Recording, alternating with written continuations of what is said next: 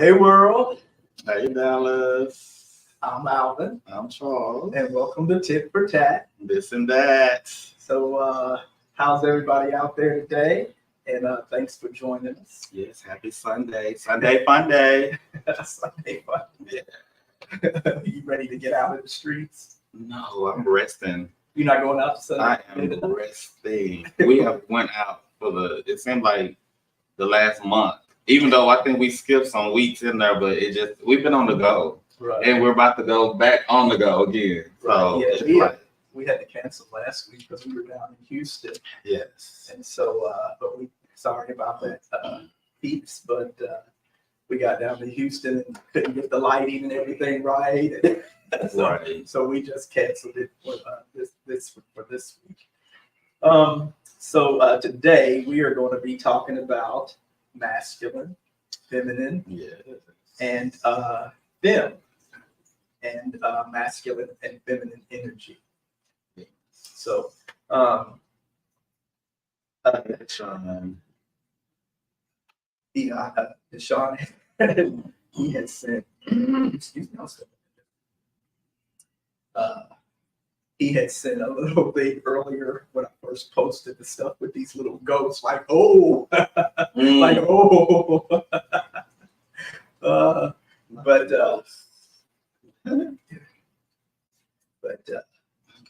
Hey, everyone. Hey, Deshaun. We've been good. We've been on the go a lot. We went to Houston. We were out in San Juan a couple of weeks before that. We're actually going back to Houston, not this week, but is it next week? Maybe it's next week or the week after. We're heading back down to Houston. We just been on the go. When you go out into these out of the country, or we weren't out of the country, but Puerto Rico. Puerto Rico is not out of the country, but when you do go out of the country or go out to a different state or other parts of the city, you want to party all the time. Then you come back tired and wore out. But I'm still recuperating. I think I'm still recuperating too. So yeah, I'm still trying to get my voice back, because I was congested when we were in San Juan. You're still dealing with that? Yeah, I'm still dealing with it. It takes, it takes usually, 2, 3, 4 weeks sometimes to get congestion about it. Oh. Hey, Jay and Joe. I've been watching their stuff. Y'all should check them out because they're hilarious. Yeah. I've been watching their stuff, and it's just been cracking me up. Some of it, they get in there and dig in and get into the sexual questions, and they just come, just come right out and ask. I mean, they're a married couple, so hey. And then they turned me on to the Kents, and I watched them, and then they're having me laughing too, watching their stuff. But they got some really good content, and I just really like watching Jay and Joe. Yeah, I like it too. I watched the interview they were doing, and at first it seemed like it was going real nice, and then here come that question, that sexual question. I was like, I think it threw the guy off guard too. He was like, "Wait a minute, you taking me too fast." But I like that. I always full of surprises. You're welcome. So let's go ahead and jump into this topic here. This mass for FEMME. Yes. And then what do you think of this topic? How do you see yourself? Do you see yourself as Beyonce's cousin? Is that masculine, feminine, or just you just? I present as Charles. No, so I would say when I guess realized that I was gay or whatever, I think it didn't change anything as far as how I act and how I present or whatever. I think it exposed me to a lot of different things that I hadn't seen until then, and I never had a particular group that I just stuck with. Like, I was around the Vogers, I was around the Jay Setters. I saw the drag queens. I've never personally had a close friendship with a drag queen or a transsexual or whatever, but I knew of them. I saw them. I've been around feminine guys or whatever, been around so-called masculine guys or whatever. Or I should say so-called feminine guys and so-called masculine guys. But I will say this. When you tend to hang around certain people, you do kind of, take on certain characteristics or some, in that moment, I would say, because it just depends on how, some people may not be as gullible or whatever as me or whatever, but I tend to, if that's the right word, but I tend to like kind of adapt.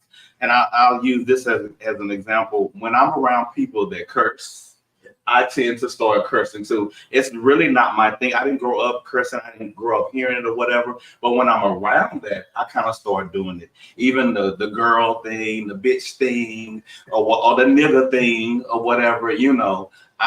That's not my regular language or whatever. But it does become very easy to tap into that world or that language or whatever when I'm around those type of people, or even if I'm listening to it or looking at it or whatever. But it's whatever you get what you see.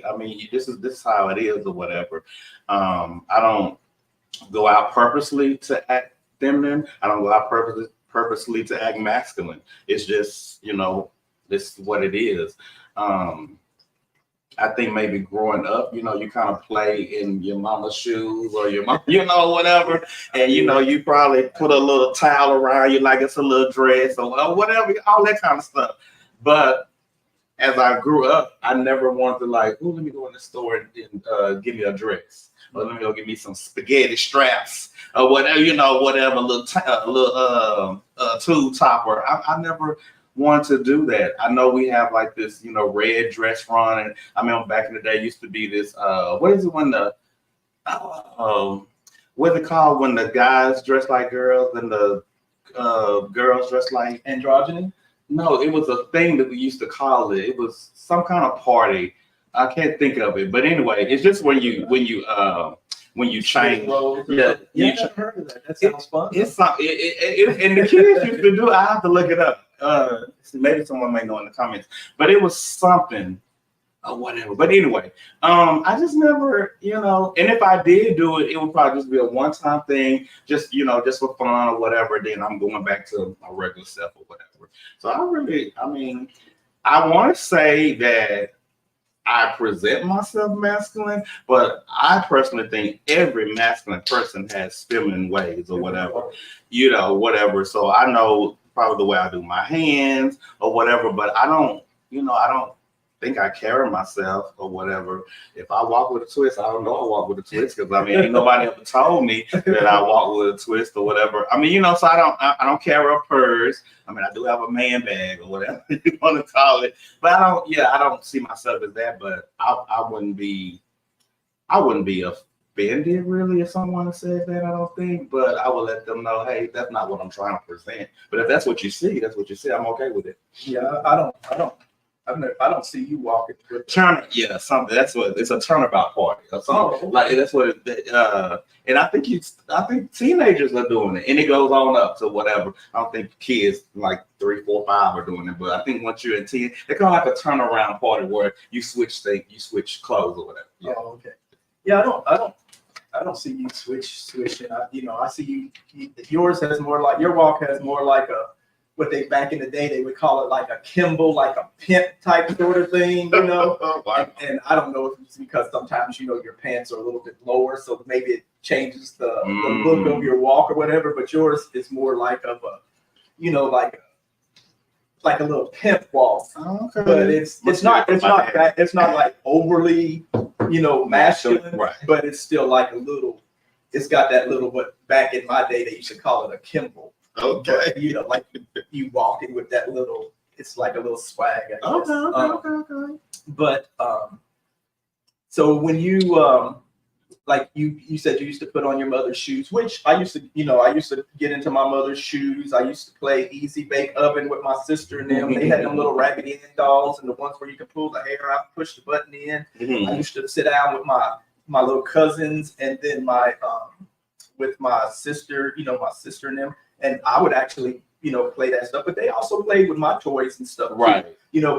but and it was never an issue in my family. I was never, we were never told don't play with dolls. We were never told, or my sisters and them were never told, don't play with them trucks or toys or the cowboys and Indians or the dinosaurs or anything like that. We were never scolded or told that there was anything wrong with it. I'd go in there and get in my mother's shoes and stuff and walk out, I don't know if she remembers this, but I'd walk right in front of her sometimes and stuff, like that. And she'd keep reading her book. Right. Like it was like nothing. But I don't know if she remembers that. But then I would play with my sisters, even my brother too. Not one of my brothers, and the other one wasn't even born yet. But my oldest brother, I didn't play with him like that. But sometimes my youngest brother, my other gay brother, we'd sit down with my sisters and them and we'd be playing, and I would even tell them, I'm the mother. Okay, right. Then I pretend like I'm whooping and stuff like that. And then so as I was growing up, that was just play. So it never dawned on me that something was, that people thought something was wrong with that. Right. But then with your parents, did your parents ever catch you or something in their shoes or dresses? Because I'd get in my mother's dresses and I'd do all types of stuff. But and it was just play to me. I didn't see it as masculine or feminine because I didn't know what masculine or feminine was, at that time. But yeah, I would play like that and do a lot of stuff what people consider feminine or girls. That's pink, that's girl. Right. Whatever. So did your parents ever catch you? And if they did, was there any type of repercussions from it, or were you told to tamp that down? Well, the only thing I can remember is that they would notice who I would hang around with sometimes, and they would question me on it, like, why you hanging around that person or whatever, because that person probably showed the feminine characteristics, attributes or whatever. And I'd be like, they're just a friend or whatever. And they're like, okay, whatever. I do remember one time now, because when I was born, my mom and dad, they held jobs, or like most parents do or whatever, but I mean, they really, really worked. And at the time they didn't have a babysitter, so my grandmother would babysit me. And I stayed with her a lot. I stayed with my grandmother a lot. And I remember one time my dad told me, he was talking about, you walk just like your grandmother. So I guess she walks Kimball. Was she masculine? Would they consider masculine or something? She had the little Kimball, that little pimp walk or something. What was that about? I don't think she was masculine. She was my grandmama. She was mothering. Actually, she was very mothering. Like she, how grandmamas, they treat you almost better than they treat their own kids. They love their grandkids. I mean, but I know it's just the love that another, you have another. Sometimes I feel like it's another opportunity for them to raise a child, or maybe fix some things that they did wrong or whatever, whatever they thought that they didn't do right with their own kids. They want to make sure they get right with the grandkids, and they spoil them, because I can send you away. You don't have to stay with me. Like, you just with me for a few days or a few hours, I can send you away, so I can spoil you, whatever. But yeah, he told me one time, you want like your grandmama or whatever. So I took that as I walk like a lady or whatever. But I didn't really pay no mind really. But it just like, that was just weird for him to say that or whatever. But I think what they were noticing is that he's probably going to awaken, and they probably didn't know this. They probably thought of a different way. But what I see is they probably felt like he's going to awaken to who he really is soon. Because he's hanging around people that are questionable to them, and he's walking like his grandmama. So it's almost like they were trying to avoid what was going to eventually happen or whatever. But as far as, no, I never got caught in my mom's shoes or anything. Even my brother, I think all guys do. You see some shoes and you just walking or whatever. I never got caught doing anything like that in playing like a lady or anything like that. So yeah. Okay, so then in school growing up, when did you first start noticing what feminine and masculine was? I mean, do you recall an age or where like, or when you were, did anybody pick on you or call you, like, did you hear the word gay, fag, femme, mask, or anything like that, queer, sissy in school directed at you, or did you hear it at all? Or, and when you first noticed that um, there was, that society categorizes masculine and feminine? Right. So for me, it was only when I hung out with girls, and I tend so. I mean, I hang with the guys as long as I can, but when it loses my interest, then I don't see the point, you know. So if we were talking about, and I grew up in a religious household, so if so of course my church guy friends, we could probably talk all day about church, but of course we're not gonna talk about church 24 hours or whatever. We're gonna get into maybe, TV shows. Wrestling was popular back when I was a little kid, so we talked about wrestling and stuff like that. Maybe some sitcoms or whatever. Of course, we're gonna talk about girls. Of course, I talked about girls as well. So yeah, but at some point, okay, this is boring to me.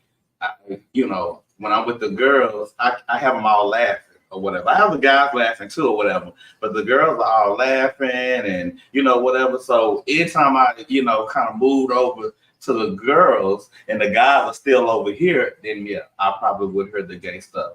Now at school, because I don't have a really close relationship with the guys at school. I mean, I'm just here, for the 8 hours or whatever that we're here, and then I go home. Church people, I was always with them, it seemed like, because we did a lot in church. We were at church on Wednesdays, we were at church sometimes on Thursdays, Saturdays, we went on youth trips during the summer. So I was also, they were like my friends or whatever. But at school, these guys weren't really my friends, and sometimes I didn't really know how to fit in with them at times. So I would kind of be with the girls most of the time at school. So yeah, I would get the he's gay or he fag or whatever. I'll get talked about, picked on, or whatever. But some of them I felt like they were just doing it just because when all their friends weren't around, they all in my face talking about, let's do this, or you walking home with us. I mean, we were cool or whatever. But when they get in the group, it's like it's this pressure to make fun of whoever, not just me, but anybody. But on a one-on-one, I'm your boy. It's like, yeah, whatever. Yeah, I think when this is going to sound weird because most people don't. It look like it's going to storm out there. My mom said that too. But most people get the gay, queer, lesbian experience in school. If someone suspects that you might be gay or whatever, they can be picked on or bullied and stuff, like that. And so, but with me, I didn't actually hear the word, gay or fag or anything like that till I was in the 11th grade. That's when I first started hearing, because I didn't hear it at my house. I didn't hear the word gay, queer, fag, sissy, or anything in my house, or where it was told to tamp down any behavior that that I might have had or whatever. I don't really know. To me, I don't. I've never thought about until I met my first gay friends or whatever and started hearing, the discrimination and the stuff that came with them. I didn't hear the word, gay, fag, or sissy, and I wasn't told not to act this way or that way.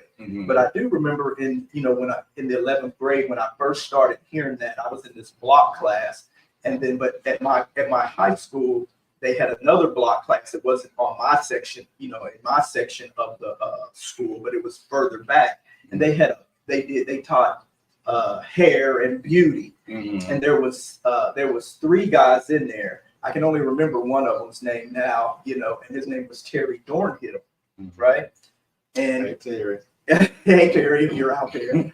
But this was a long time ago. But they were in the block class, and then I do remember people, like when they would be in the hallway, no one would directly say anything to them. you know, and they didn't pick on them like you would see some people where they're bullied and then hit, you know, or called names and stuff, you know, like that. But they were in this block class, and then they had the hair, you know, like because they come in with all the different type of hairstyles and wigs, and they had the fingernails that they were doing and all this stuff. And that, you know, way back then. You know, but no one really said anything to them except for behind their back. And that's when I started hearing, you know, that they were feminine, or, you know, that they want to be girls, you know, or they're, you know, or those are, they didn't even say the word fag back then. I don't remember the word being used. If I did, I didn't probably pay no attention to what it was, but they were called sissies and punks. But they would say that, you know, and, you know, but they wouldn't say it when they were near them. Right. You know, they'd walk right past and be like, hey, well, you know, hey, Right. Terry, hey, so-and-so, you know, and then on the school bus, you know, they always sat together, and then the girls would sit with them, but the boys didn't want to sit nowhere near them, but they never picked on them or nothing, but you can hear them further up where they would say stuff, you know, or whatever. And then I was intrigued by them, you know, or whatever. And even though I never said anything to them or whatever, but they were way on the other side. But when I would see them, you know, they were just walking and off and stuff. But I would still, you know, I'd turn around, give second glances and stuff. But I never really met them or did anything, you know, like that. But then, you know, when I was 18 and I first met my first gay friends, you know, they were all feminine. You know, what society says is feminine, Right. you know, and then they were all pretty comfortable in their skin. You should put your stuff on Do Not Disturb. You want to do that? Yeah. No, I'm here though. So anyway, you know, they would have been what they were considered them. I didn't consider myself one way or the other because I've never changed my behavior to fit in, whether it was gay, femme, you know, or whatever. And I was never ashamed of any of my femme friends, you know, what people, you know, call femme or whatever. Because sometimes Jamie would just swish right across that square, downtown square, you know, in high heels with his long red hair, you know.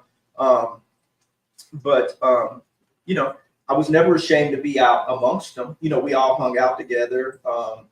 And those were my first friends. They were what they would call them.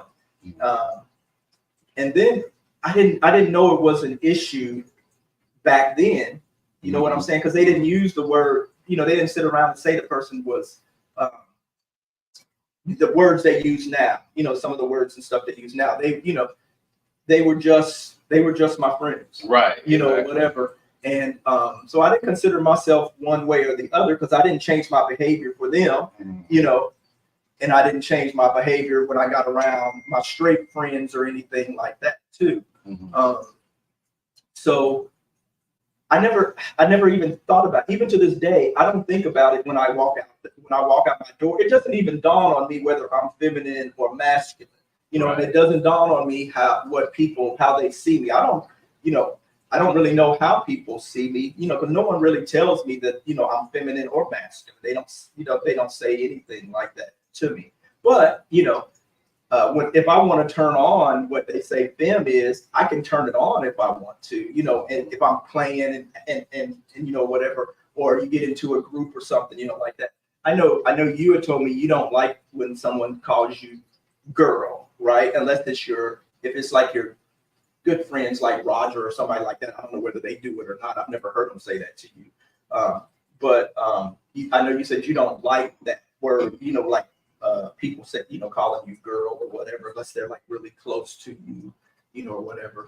But with myself, you know, if you know, like I have friends who will do it sometimes, you know, they'll say girl, bitch, hoe, you know, or whatever. So, and sometimes I'll say it to them too. You know, and we're just playing or whatever and stuff. I don't take it as an insult or anything, you know, like that. But yeah, you know, with me, you know, when I walk out, it just never crosses my mind whether I'm masculine or feminine, or if I act a certain way or don't act a certain way. But I know with a lot of in the gay community, And I think it's more with the gay community than it is with the straight community. I don't know if straight people sit around worried about whether that person's masculine or feminine. I think that kind of. Oh, you do? Yeah, they do. They do. We just the video I just sent you on Instagram. Mhm. They were so worried about what these guys were in this club. Oh yeah, that is right. No, they do. That was and most of women. the time, That was a lot of women and who were doing it, but men were doing it too. most of the times they are the ones that because they don't get it, they don't understand it. But do you think that a lot of them ones who was commenting, I'll probably leave the females out, but some of those men that were commenting, some of the comments they were making and stuff, it kind of gave me down low. Probably. It can, on their part, or whatever. How you deflect and say a lot of stuff, like, oh, they must be booty munchers, or they must be, oh, ain't nothing in there but men, so and so. Sometimes they'll comment and say stuff, like that, because it makes them in public, it makes them seem masculine, right? And I'm not with that, but in the background, they really probably wanted to be at that party. I think I sent you the text thing too, talking about they probably wish they were there. Right, because I read all the comments, and a lot of them, like you say, some of them are probably down low, but then some of them just to give them their acknowledgement or their props or whatever. Some of them, it really does disgust them. Like who we are really disgust them. And so, they come in. So yeah, straight people do it. But I do think that I don't think it's our age group that this matters to, as far as someone calling us feminine or masculine. I think it's the younger ones that may get kind of, they feel a certain type of way because they're just they're just getting into this. They're just coming out. So maybe they may have concerns. But I think now, because we have made an environment where, it's a little bit more accepting, that the kids, they don't really have a problem with it now. I mean, you look at Magic Johnson's son. I think he still goes by son. And I know this one has to be daughter, or Dwayne Wade's daughter. Yeah. I think it's Zara or something like that or whatever. She has an environment. They've made it so comfortable for her to be a her, and so I think that some of this may not be a real big thing to the younger generation like it was for us or whatever, or for some of us or whatever. But I think at our age, because we're men of a certain age, over 50. I think by now we've worked all that out. So it's like, baby, you get what you're gonna get, honey. If you see me as masculine, you see me as masculine. You see me as feminine, you see me as feminine. I don't think we really care. However, there are probably some that are coming out late in life that they might still be like, ooh, I don't want you to whatever. But I want to say maybe the ones that struggle the most with it may be the younger ones, because they're probably still trying to fit in. However, I think they have it a lot easier because now the door is so much wider for them to be whoever they feel like or whoever they really are. Oh, okay. So it says FEMME, FEMME, a queer person who presents in a feminine manner. A femme can be a cis woman, a trans woman, a gender non-conforming person, or a non-binary person. This person may be a lesbian, pansexual, bisexual, or any other identity under the queer umbrella. I didn't know that there was a difference between FEMME and FEMME. It's not really, because it's just that the FEMME is our version of femme.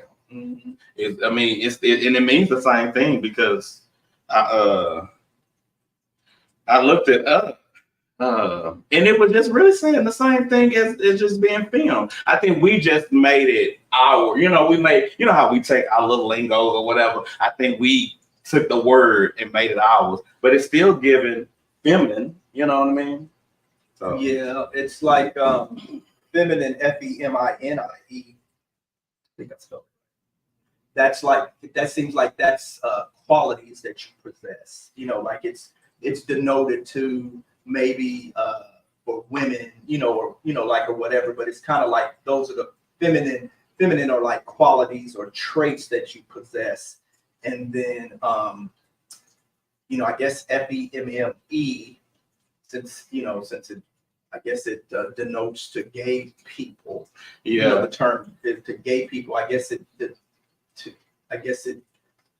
so I guess you probably Yeah, because it says FEMME is a term used to describe individuals who exhibit qualities traditionally associated with femininity, and then it lists whatever. And then it just says in the LGBT community, LGBTQ plus community, FEMME, the way FEMME, it specifically refers to individuals who identify as feminine, whether they are femme gay men, and they're using the FEMME, or femme lesbians, or femme non-binary, or femme genderqueer individuals. So it's kind of like we just took the word, and made it, made it ours or whatever, but we just spelled it different, So yeah.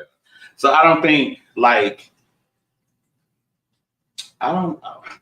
because you can be femme and not be gay. Okay.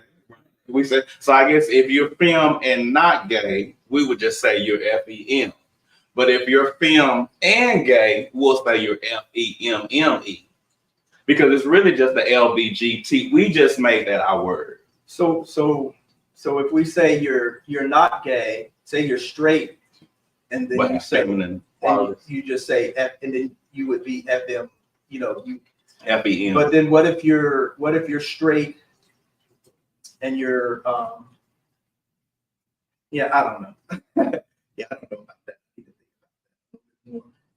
It says something that has the feminine things has qualities that are considered typical of women or girls, especially being pretty or gentle, weakness, delicacy, or modesty. That's what's considered feminine. And then you can, gay people, I've seen gay men who have those same qualities, but since we are, woman, it's one, we came from, it's woman. A man with a womb. We all started off in the womb as women, as female. We all start off as female in the womb, and then as we grow, then your genes and chromosomes and all of that stuff start changing you into a male, right? Mm-hmm. And then your penis starts elongating or whatever. But in the beginning, we're all female. So we're all going to have female and masculine traits, whether it's a male or a female. It's just, to me, it's just whether you suppress those traits, and the reason why you are suppressing those traits or you over exaggerate those traits, where basically like if we're trying to mirror a heteronormative society or whatever. But I think it's natural for us to, when we're young, to want to play with those toys and those toys. You might see your sister with those toys and it's like, well, why don't I have those, or whatever. And it could be vice versa. But I think it's natural for boys and girls to be curious and want to play with any toy. Because I think if you have say you at a daycare and you just have toys out, those kids are just gonna go with toys regardless. Right. You as a parent, you are the one that tells the kids, no, this is what boys play with, this is what girls. So we conform. So our whole life is conforming to whatever the traditional roles are that society has said, has put out and said, this is the way this is and this is the way that is or whatever. And it takes for someone to be bold enough to say, I'm not conforming, and a lot of people that choose to identify as feminine, as a feminine guy,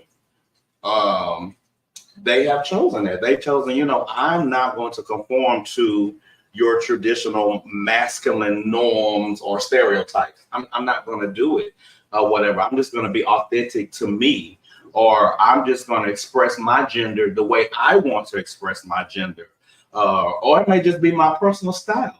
Some people you know, some of these designers that make clothes or whatever. It's not that they want to be a lady or what. This is just their style, and they probably grew up seeing, you know, all these styles that these women were wearing or whatever. Like, why can't a guy wear those and still be a guy?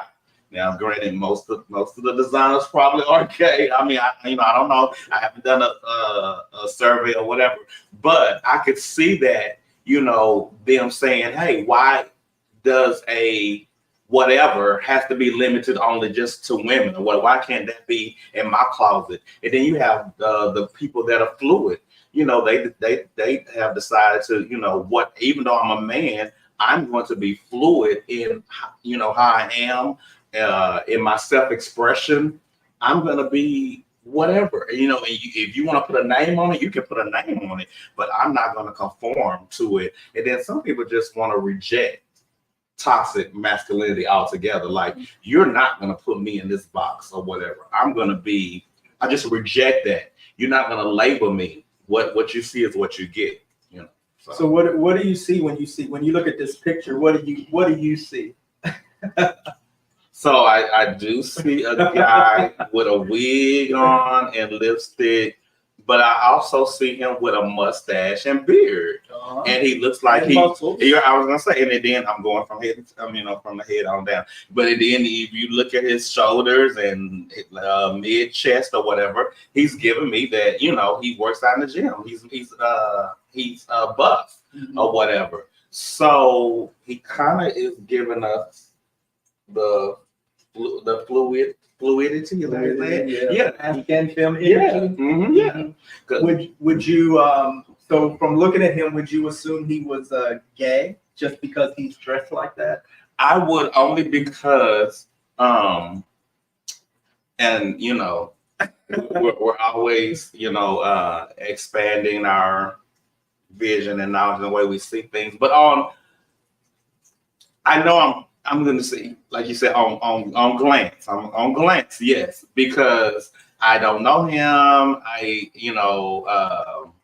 And I am passing a judgment. I will, you know, go ahead and admit that, whatever. And the reason why I pass the judgment is because, and like, I really don't care. But let me state that first. I really don't care what he is and what he's doing. I live your life. But when you see that, guys don't normally have hair like that and have lipstick on. Like, nowadays, you see guys with nail polish. That wasn't the norm growing up. But at the same time, just because he has the wig on, just because he has the lipstick, that doesn't equal that he's gay or that he's, you know, we don't know how he lives his life. And the same thing with the fingernails. You know, all these basketball and rappers are now painting their nails and whatever. That doesn't equal that they're gay. Right. But it's not the norm that most of us have seen growing up. So it's like you are defying, you know, what we grew up. You know, you're not conforming to the stereotypes or the traditional ways of masculinity. Right. And then we're such a judgmental society. We could see him and automatically, because we see him with that wig and lipstick on, we would, you know, a lot of us would assume that he must be gay or bisexual or something. Mm-hmm. But, you know, there's look at the rainbow out there. But you know, there's other things. He could have went to a party. You know, he could be going to a Halloween party. Yeah. Lots of men. There's women who dress like men on Halloween. There's men who dress like women on Halloween. Yes. They could be going. What's that term? What is it? Not drag queen, but the other one, when you are heterosexual, when you like to dress in women's clothing or put on the women makeup. No, not androgynous. That could be a part of it too, but I can't even think of the term now. It was on the tip of my tongue. Where they are actually straight men, but they do like. And then then they have wives. A lot of them, and you know, they're wives. And they have these. They do have these. They have the underground parties and stuff where they, you know, they'll go and where they can dress up and stuff, you know, like that. Anybody out there who can remember that term, put it in the chat because in the comments, because I forgot the term. But you know, but they're straight people, you know. And then when I look at him, the first thing I wouldn't assume is that he's gay, and and that's my own you know, where I'm judging, because you know, I see all these muscles, You know what I'm saying? And then I see the beard and goatee. So he couldn't be gay. So, because the first thing I'm thinking is, he's going somewhere to a party. He's going to, or whatever. Right. Yeah. And he may be gay. He may be bisexual or whatever. But what I see there is just cross dresser. They said. Yeah, cross dressers. And then I just see, I would probably first think when he's going somewhere, he's like dressed up stuff. Because even though I am gay, I have dressed up on Halloween for the Halloween parade and stuff, like that. Me and my friends, we have dressed up as ladies. As ladies of the night. I was like a hooker or something. I can't remember. And I still had my full goatee and beard, but I put on heels and a little flapper dress. I think a lot of people use Halloween as a time to experiment like that. Even straight men, I think they use that as, okay, this is my opportunity to do this or whatever. But yeah, a lot of gay people that wouldn't normally dress in dresses or whatever, we probably would take that opportunity to do that. Yeah, and then I think with some gay guys too, like you say, they take Halloween to take that opportunity because they really want to go out and have fun and dress up and do stuff, like that too. But then they may be worried about how someone's going to see them because they did dress up like that. And that night, nothing matters. Right, and they're going to see them as feminine, or whatever. Or do you really want to be a woman because you dressed up like that? And it's not the case. I've never wanted to be a woman. Never thought I was. Even when I was little, I never thought I wanted. I never thought I wanted to be a girl. It never popped in my head that I wanted to be a woman. Right. Or whatever. But so when I see that, but I'm gonna put another one up here. And then, this was the talk for quite a while. Okay. That was the talk for quite a while. Just hilarious. Just hilarious. She gives all masculine energy. Yeah. And, TS, her and TS, they just, they went round and round with this. You know what I mean? So when you see that picture, what do you see? Because women can be masculine. She actually look like a woman to me. I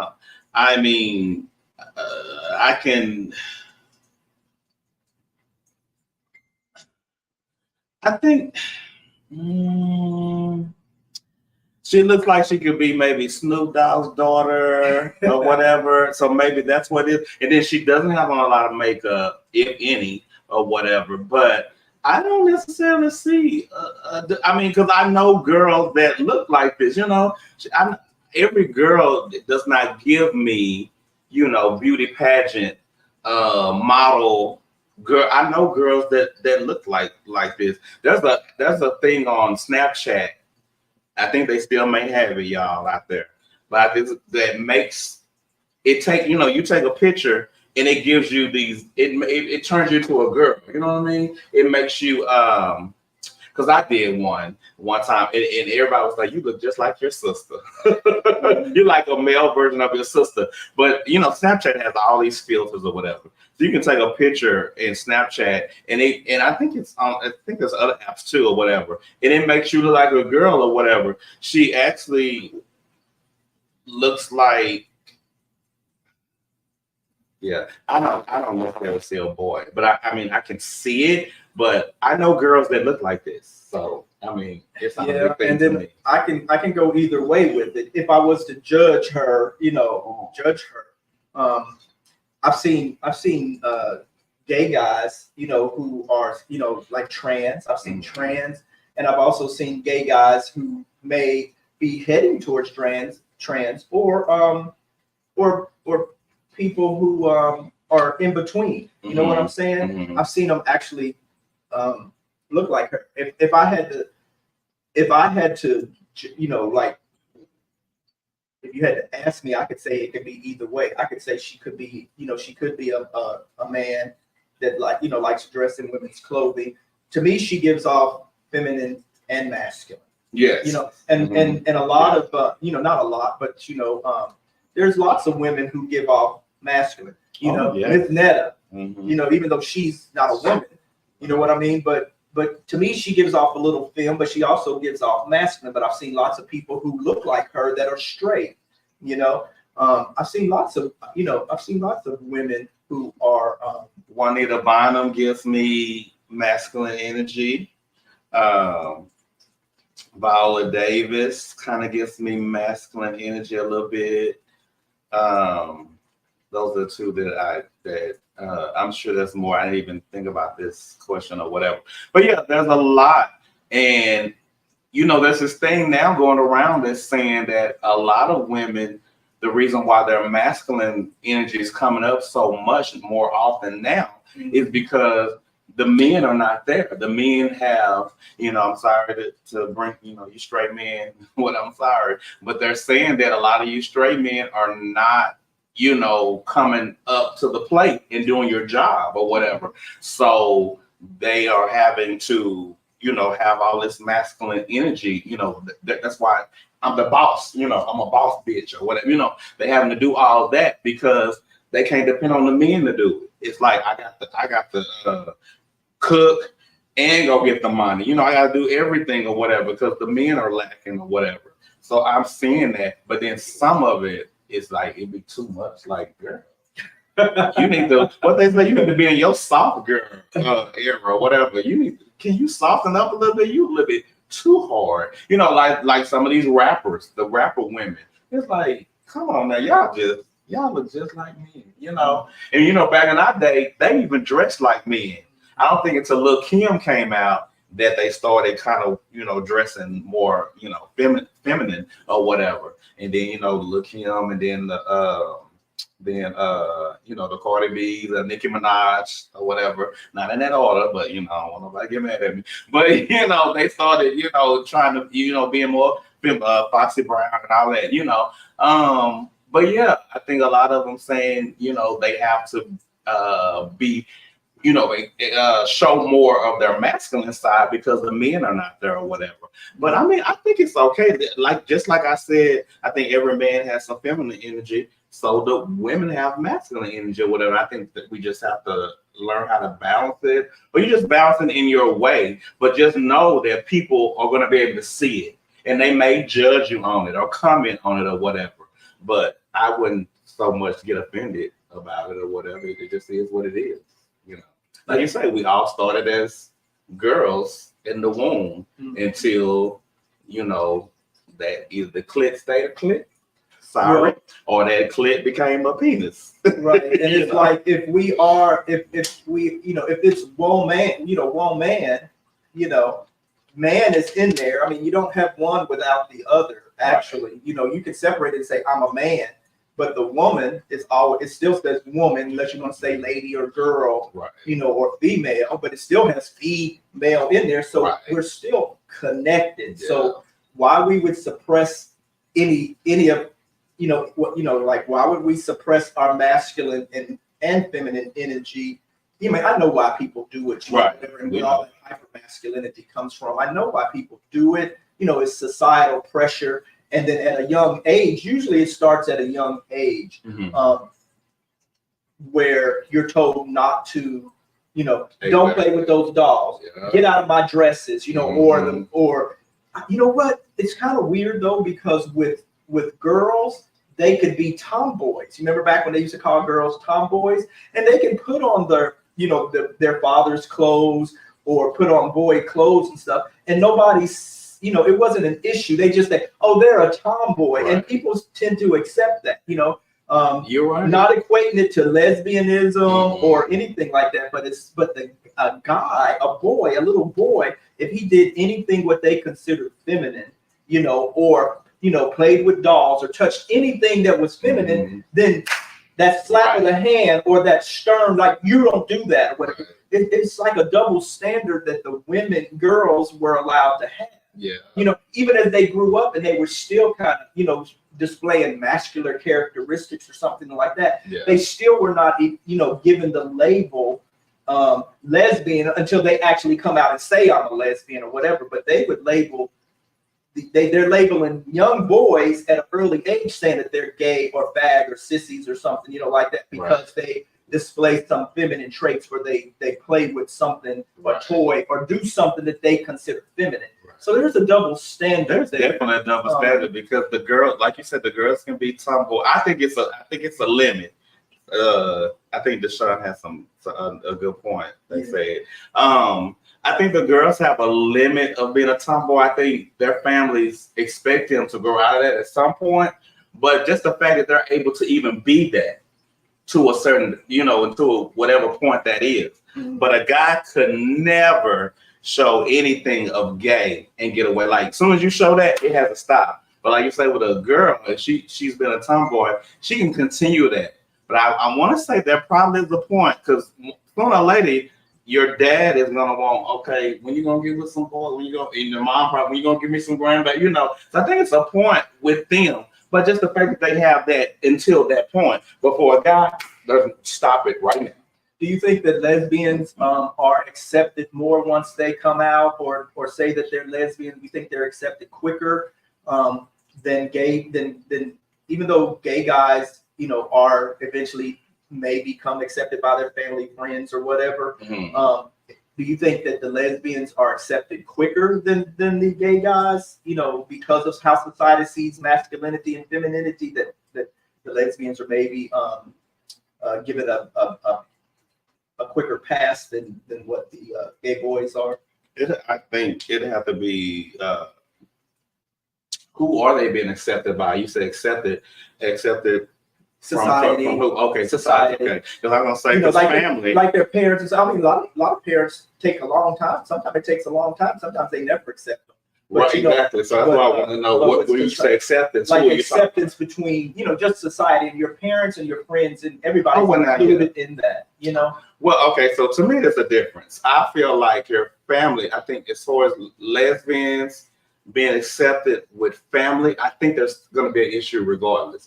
Same thing with gay men. I think there's going to be an issue because you're my daughter, and I expected you. Parents they kind of have a picture of what they want their kids to be and all this kind of stuff. So I don't think the acceptance come quickly with family. Now, as for society, I think society may accept them a little bit better because men are harder. Men are harder on gay people, and we don't even with straight men, they don't mind seeing two girls on like a porn or whatever. They that turns me on. But to see two dudes, and it's almost like that's the same with female and male. I don't even think females have an issue seeing two girls together. But when they see two guys together, it's like, whatever. So I think as far as society, lesbians probably do have a little bit easier because they can swallow two girls being together quicker than they can two boys. Another standard. So I think society they will, but as far as family, I think there's still going to be that struggle same way. Whether you gay or lesbian or whatever, I think family. It's gonna take a while for them to wrap their minds around it. Because I think once even when and we'll get to the comments, but I wanted to say this too, because even the gender reveals, you're already, they're already doing. Yeah, you're already putting it out there that this is what you are. You're not even giving You're not even giving the child a chance to maybe come to their own of who they are. And it's I didn't even think about the gender stuff. When we were putting this together, I didn't think about the gender reveal. That's a good point because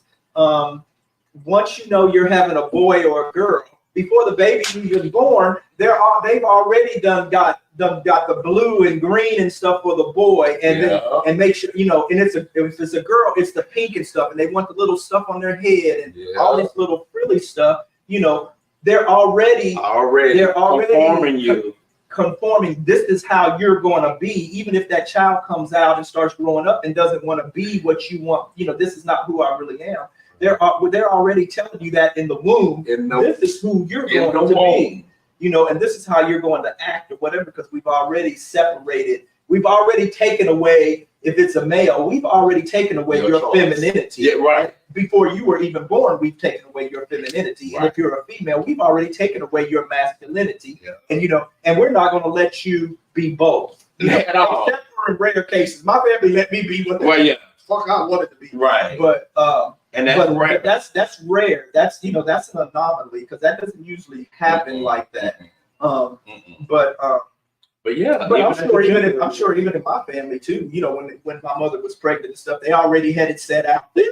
Well, this is a boy, so we're buying boy stuff, or whatever. Yeah. And these are the girls, and we're buying.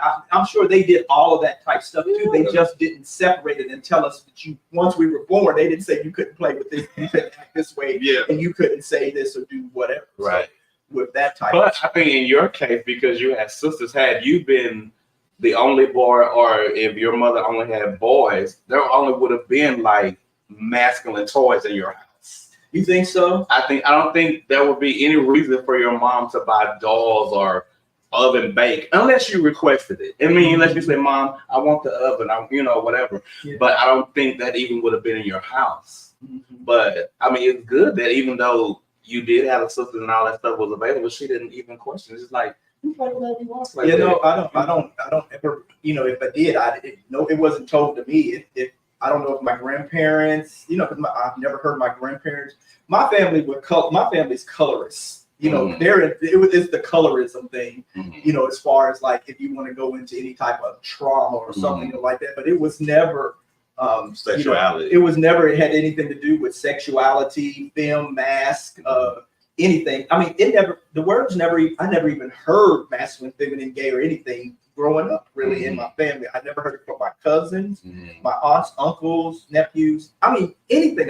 Even to this day, I still don't even hear it when I go around all of my cousins in Cincinnati and we're out at family reunions and stuff. I never hear anything like that. But whether they say it in the background, I don't know. Right. But when I'm there, we all just all get along. So but probably it seemed like that was the separation because I got that little picture, and you're right, I got that little picture of me when I was a baby sitting on the thing next to my son, looking like me when he was little. But there I am, and it is boy stuff. Yeah. So I'm just looking over there, and that is male stuff. So they start off like that. We're before you even hear. But I guess once our personalities start developing or whatever, my parents, my father wasn't around that much anyway, so I don't even know what he, whatever. But I didn't, I acted the same way in front of him. Right. I never changed anything. Exactly. If I wanted to swish, I'll swish. Okay. If I wanted to, not swish, Right. But let me. It says Deshaun said, "Oh, I'm gonna read this, and then I want to ask Slick something." It says because Miss Netta, even though she doesn't believe in all the other stuff, she's a woman on the inside, like she gets off Miss Francis cooking for her man, and baking and stuff, and for the kids. Yeah, so Miss Netta she does kind of look. She can look like either way. She's kind of androgynous looking to me. She can either be a man or a woman. Really? I think yeah. Now I know a lot of people don't think that, but I've seen men who look like Miss Netta. I mean, I've seen women. I've seen women who look like Miss Netta. Same thing I said about Jess. Yeah. I've seen men and women. Here's the thing. Most is not always, but most boys actually do look like their mothers. They just have masculine features. Yeah. And most girls, they do. They grow. They can grow out of it as they get older or whatever.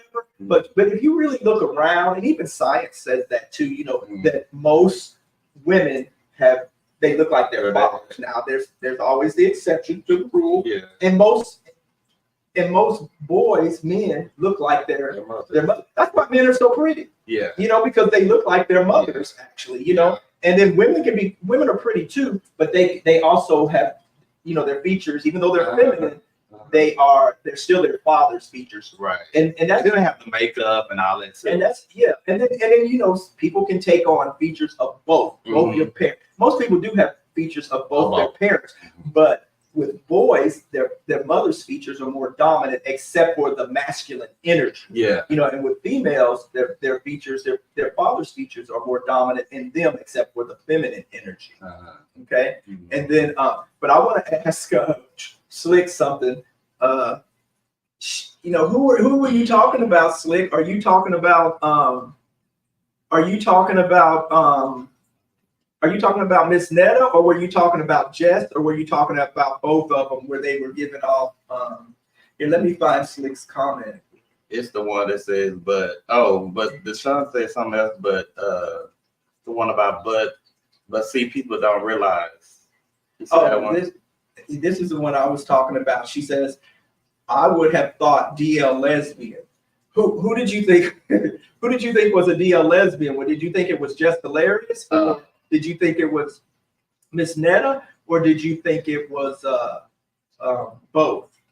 That's what I was wondering about. And then let's see what Deshaun is saying here and see what Slick comes back and say. Yeah, I like this one. But see, people don't realize, even though they try to judge people for who they are, that's always been androgynous people, right? It's also in cartoons. Look at Zarbon from Dragon Ball Z. Yeah. Yeah. You know, that's true. Yeah. And it says androgyny, the possession of both masculine and feminine characteristics. Androgyny may be expressed with regard to biological sex, gender identity, or gender expression. So, and that's what I see. That's what I see when I look at Jess. You know, she's kind of androgynous to me. I might have looked at her and thought she was a woman. You know, and that can be depends on whether she has on. Sometimes the makeup can make you look more feminine, and sometimes without it, it can make you look more masculine. You know, whatever. Or depends on what you have on.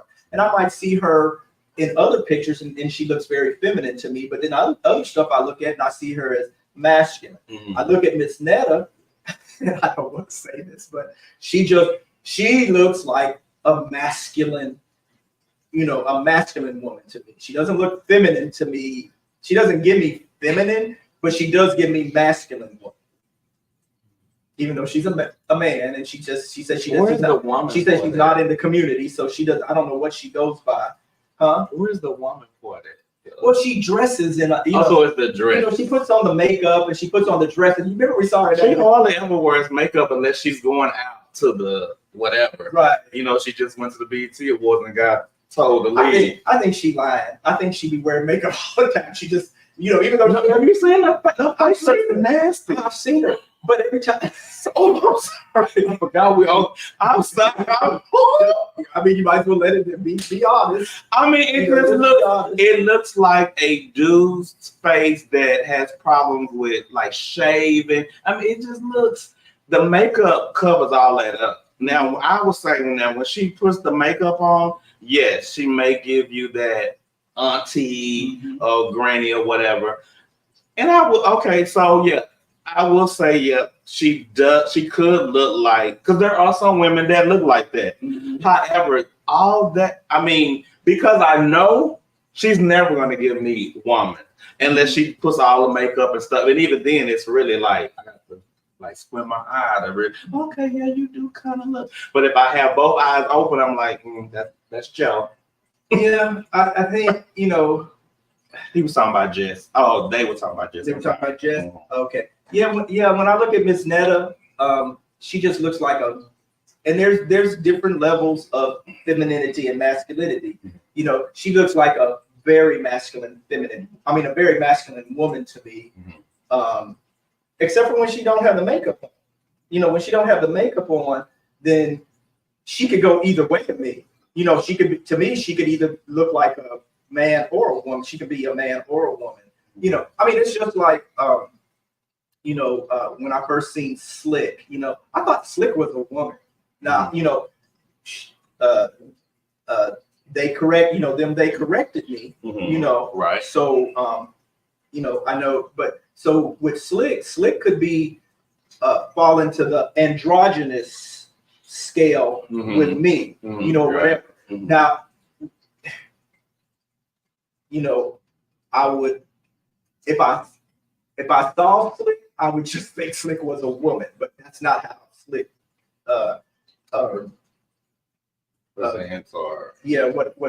what Slick goes by, or whatever. But Slick said, they can accept it either way, whether I think they're a man or a woman. That's what Slick told me. But I still see a woman when I look at Slick. Now, I don't know what other people see, you know, but that's what I see. That's what I see. But now see all they little pictures I'm looking at. I know y'all can't see it, but just for me, like her pictures, like this looks cute. This one right here, that's cute. mm-hmm. The pictures that they like go and like whatever, but when she just on cooking for charge your lunch is ready, all that, baby, you look like Danny Glover. I mean, you look, and it's a man that she really looks like. I can't think his name, but he's an actor. Yeah, but anyway, I'm not gonna. Morgan and the boy, Morgan says him from Powerpuff Girls is a great example. Who's the great example? Him from Powerpuff. I think they must be talking. I don't know whether these are these new generation kids or whatever, and they I want to say they talking about these anime people or whatever. We love y'all, but y'all got to remember we are. I'm not into anime, but let me look them up. Would you say Powerpuff Girls? Let me look who that is, because I know who was that? Deshaun was talking about somebody in anime, and I'm like, I don't know who that is, but I get your point. Okay, see these little cartoons. These are Morgan. These are the Powerpuff Girls. So I guess that looks like Jess. I think she's saying. I think Morgan is saying. Is it Morgan or Morg? Oh, Morg. Well, that looks. I mean, see here we go. I don't know. That looks like a woman to me. So I'm gonna say she. But if Morgan, if you go by any other pronouns, and I'm assuming you're a woman. But but if not, you can correct me. But it says Morgan the boy. That's kind of interesting little name there. Because the morgue is where you go to die, right? Well, yeah, I guess. Not where you go to die. You're already dead if you're at the morgue. Oh, I want to know that works there unless you work there. So morgue, tell us the meaning behind that name. I like that though, morgue and the morgue. But when I see morgue, I think of like where you go. That's where they bury you, right? The morgue. No, the morgue. The morgue is you can get buried in the morgue. Okay. But it's like where you they go and where they push you right. They put you there in those drawers. They put you in the drawers and stuff until they get ready to embalm you and stuff like that. And then also some morgues have where they have crematories there. Mm-hmm. Some other morgues have the things that you can you pay and you keep your body in them forever. I forgot what they're called, but you be frozen in there. Well, not frozen. You're embalmed. Okay. Or whatever, or your ashes can be in them too, where you can just put them in a little slot like you're going to the post office. Shit. It must be an Ohio thing because baby, you got her name right. She said her name is Morgan and that she is a she. I would have never said more. I don't even know where you got Morgan from. That's really good. But she brought her name is Morgan, but she's doing a play on words. She calling herself Morg because she. But how did you get Morgan? That was really you a psychic. I'm Miss Cleo. I guess so. She's dead. She's she's doing a play on her word for her channel. Oh, okay, gotcha. Morgan, and she just rearranged it to be what she wanted it to be. Okay, gotcha. Hey Morgan, glad you joined us. Just like Slick and Salacious. Mm-hmm.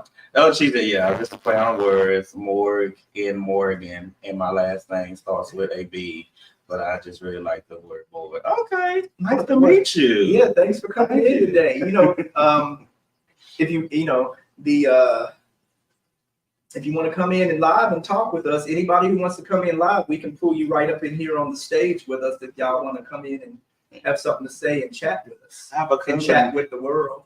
I have a cousin named Morgan. I might have to start calling her Morg. Hey, Morg. Jai and Jay. I keep calling Jay. Sorry, Jay. I keep saying that. That I throws me off all the time. I know it's Jay and Joe, but I still. I was at the gym and they were interviewing their friend Grant, and I swear I literally almost fell off of that bench press when they. I don't know. I ain't getting into that right now, but they had me cracking up. I literally almost, literally. That was interviewing someone in the gym. I was watching. I would, I listen to them. Oh, you Yeah, I watching listen to them in the that? gym, but I'll take my phone and sit it on the ground, Mhm. and then I'm periodically looking down. And then when I'm, I listen to them everywhere. Yeah. And then, but Slick, with you being non-binary, do you go by them, by they, them? Yeah, Slick can answer that for you, but yeah, Slick told me that they go by them and they. Yeah. But Slick can answer that question. I can say her themselves. Glad I stopped in the energy and that fish tank is legit, by the way. Thank you. Thank you. So when I thought about our topic, I thought about it. The first thing that came to my mind is just all the teasing that goes along with, you choosing to live authentic or whatever. You have this toxic masculinity that some of society is just not ready for a feminine type of dude or whatever. And they want to put you in this particular gender role or whatever, or they could be homophobic or whatever. And just because you exhibit some femininity doesn't necessarily put you as as a homosexual or whatever. So yeah, I mean, and like you said, when we were younger, did we get teased or whatever? Like I said, all the times I remember is like when I was with girls or whatever. But I feel bad for the people that feel like they have to tease someone just because they're different. I mean, of course, like we said, we are judgmental people. That's been from the beginning. We're gonna judge, but you can have your judgments and not comment or not let the people know that you're commenting, because you can be like, whatever. But I would never want to make someone feel bad for like who they really are or whatever. So that was one of the first things when we decided to talk about this. I was thinking, and hopefully we're shedding light on letting people just be their authentic self, and not be so quick to oppose or whatever. And I think society in a way is going that direction, but I think we still have a lot of work to do. And I applaud the Dwayne Wades and the Gabrielle Unions with the way they're bringing up. And I get confused on her name. I want to say Zaya or something like that.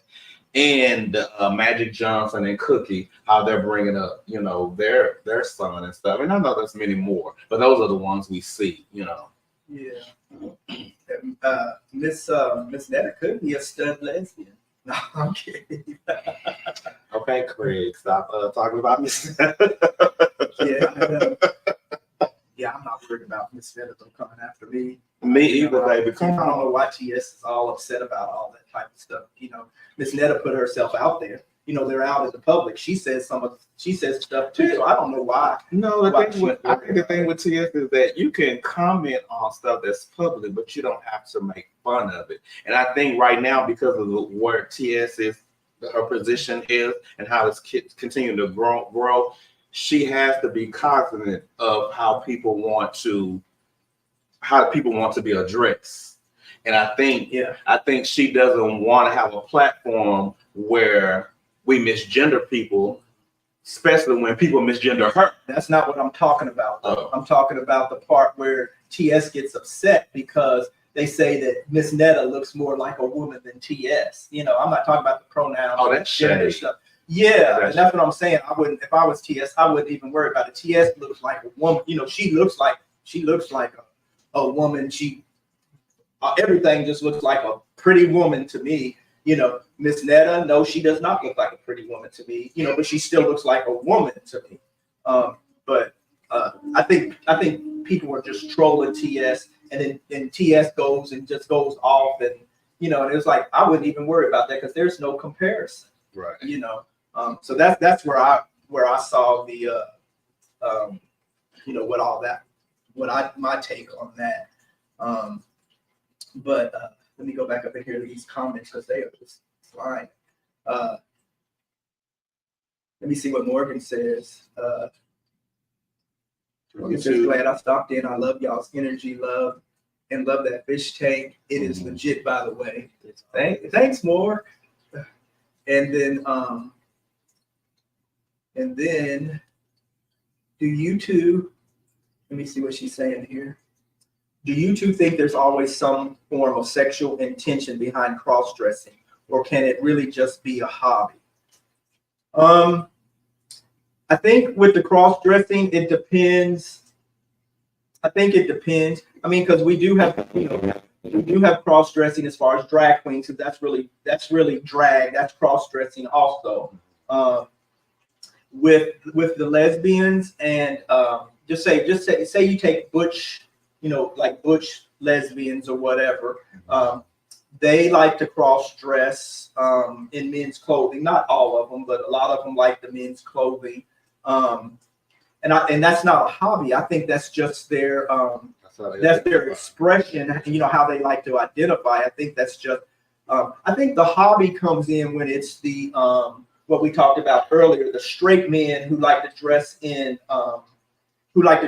women's clothing, and they're usually married or have girlfriends. They don't mess with men at all. They're not bisexual. Cross-dressers. The cross-dressers. I think that's like a hobby for them. It's like a fetish. To me, that might be like a kink or a fetish or something for the cross-dressers. But for drag queens, it's it can be a hobby, but it's also entertainment to make money.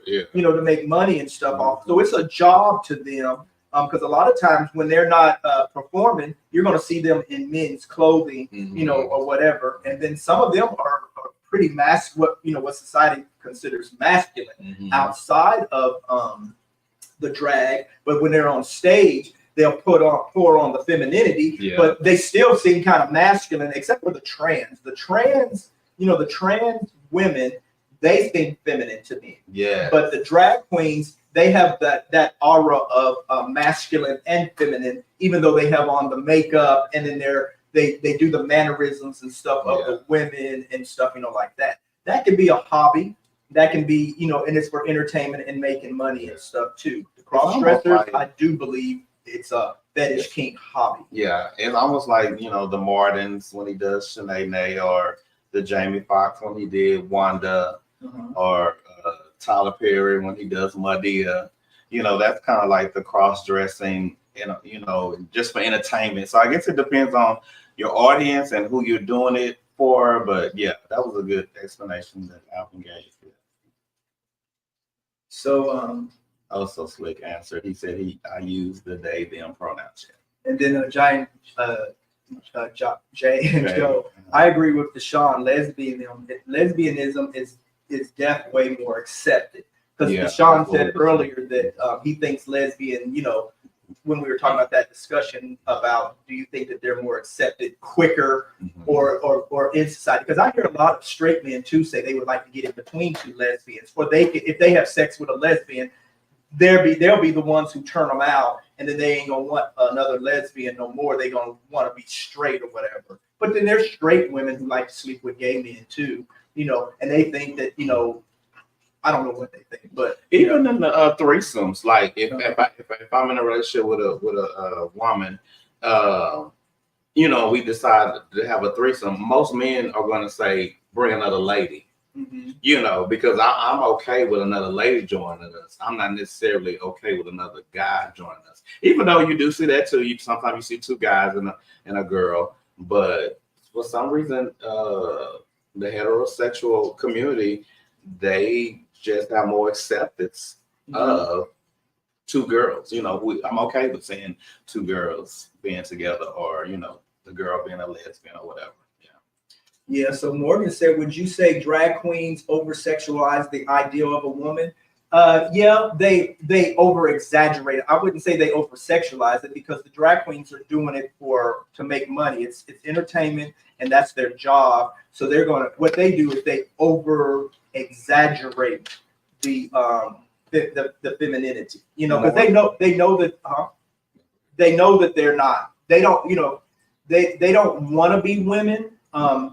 It's like entertainment, and so they'll over exaggerate the makeup, the hair, because most women, even though some of them are starting to do that now, some women are starting to look like drag queens to me because some of it because they like that look or whatever, and then but when they put on the big eyelashes this big, but straight women are doing that now, where because the drag queens been doing it forever. But now the straight women are putting on them big old lashes that are about this, 10 inches long.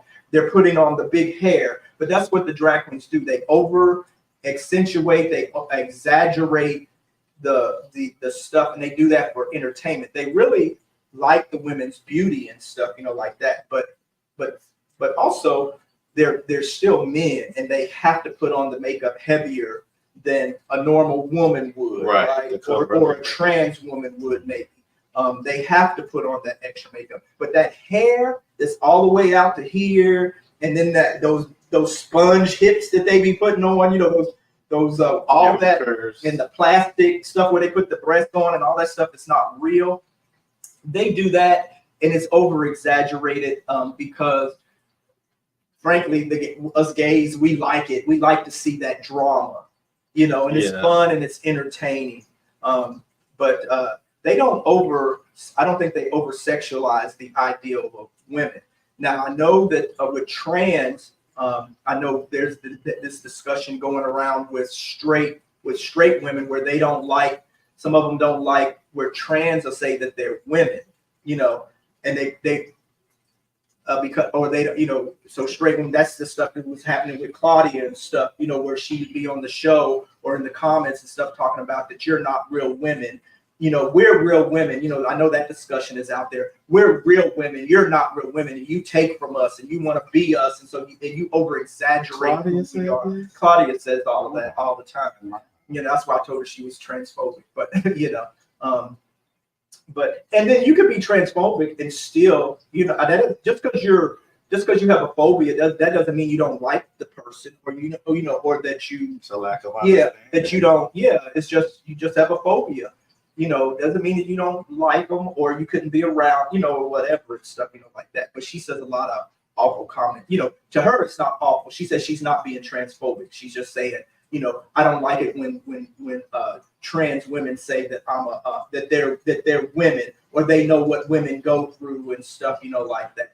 Okay. And then, no, they can't. Women, they can't have babies. Not trans women. But they can't have babies. They don't have periods and and all that type of stuff. But but some of the stuff they do experience once they become trans women, they are experiencing some things, right? Because they're seen as women, right? And they are over sexualized. Trans people can be over sexualized by straight presenting men, who are fetishizing them and stuff like that.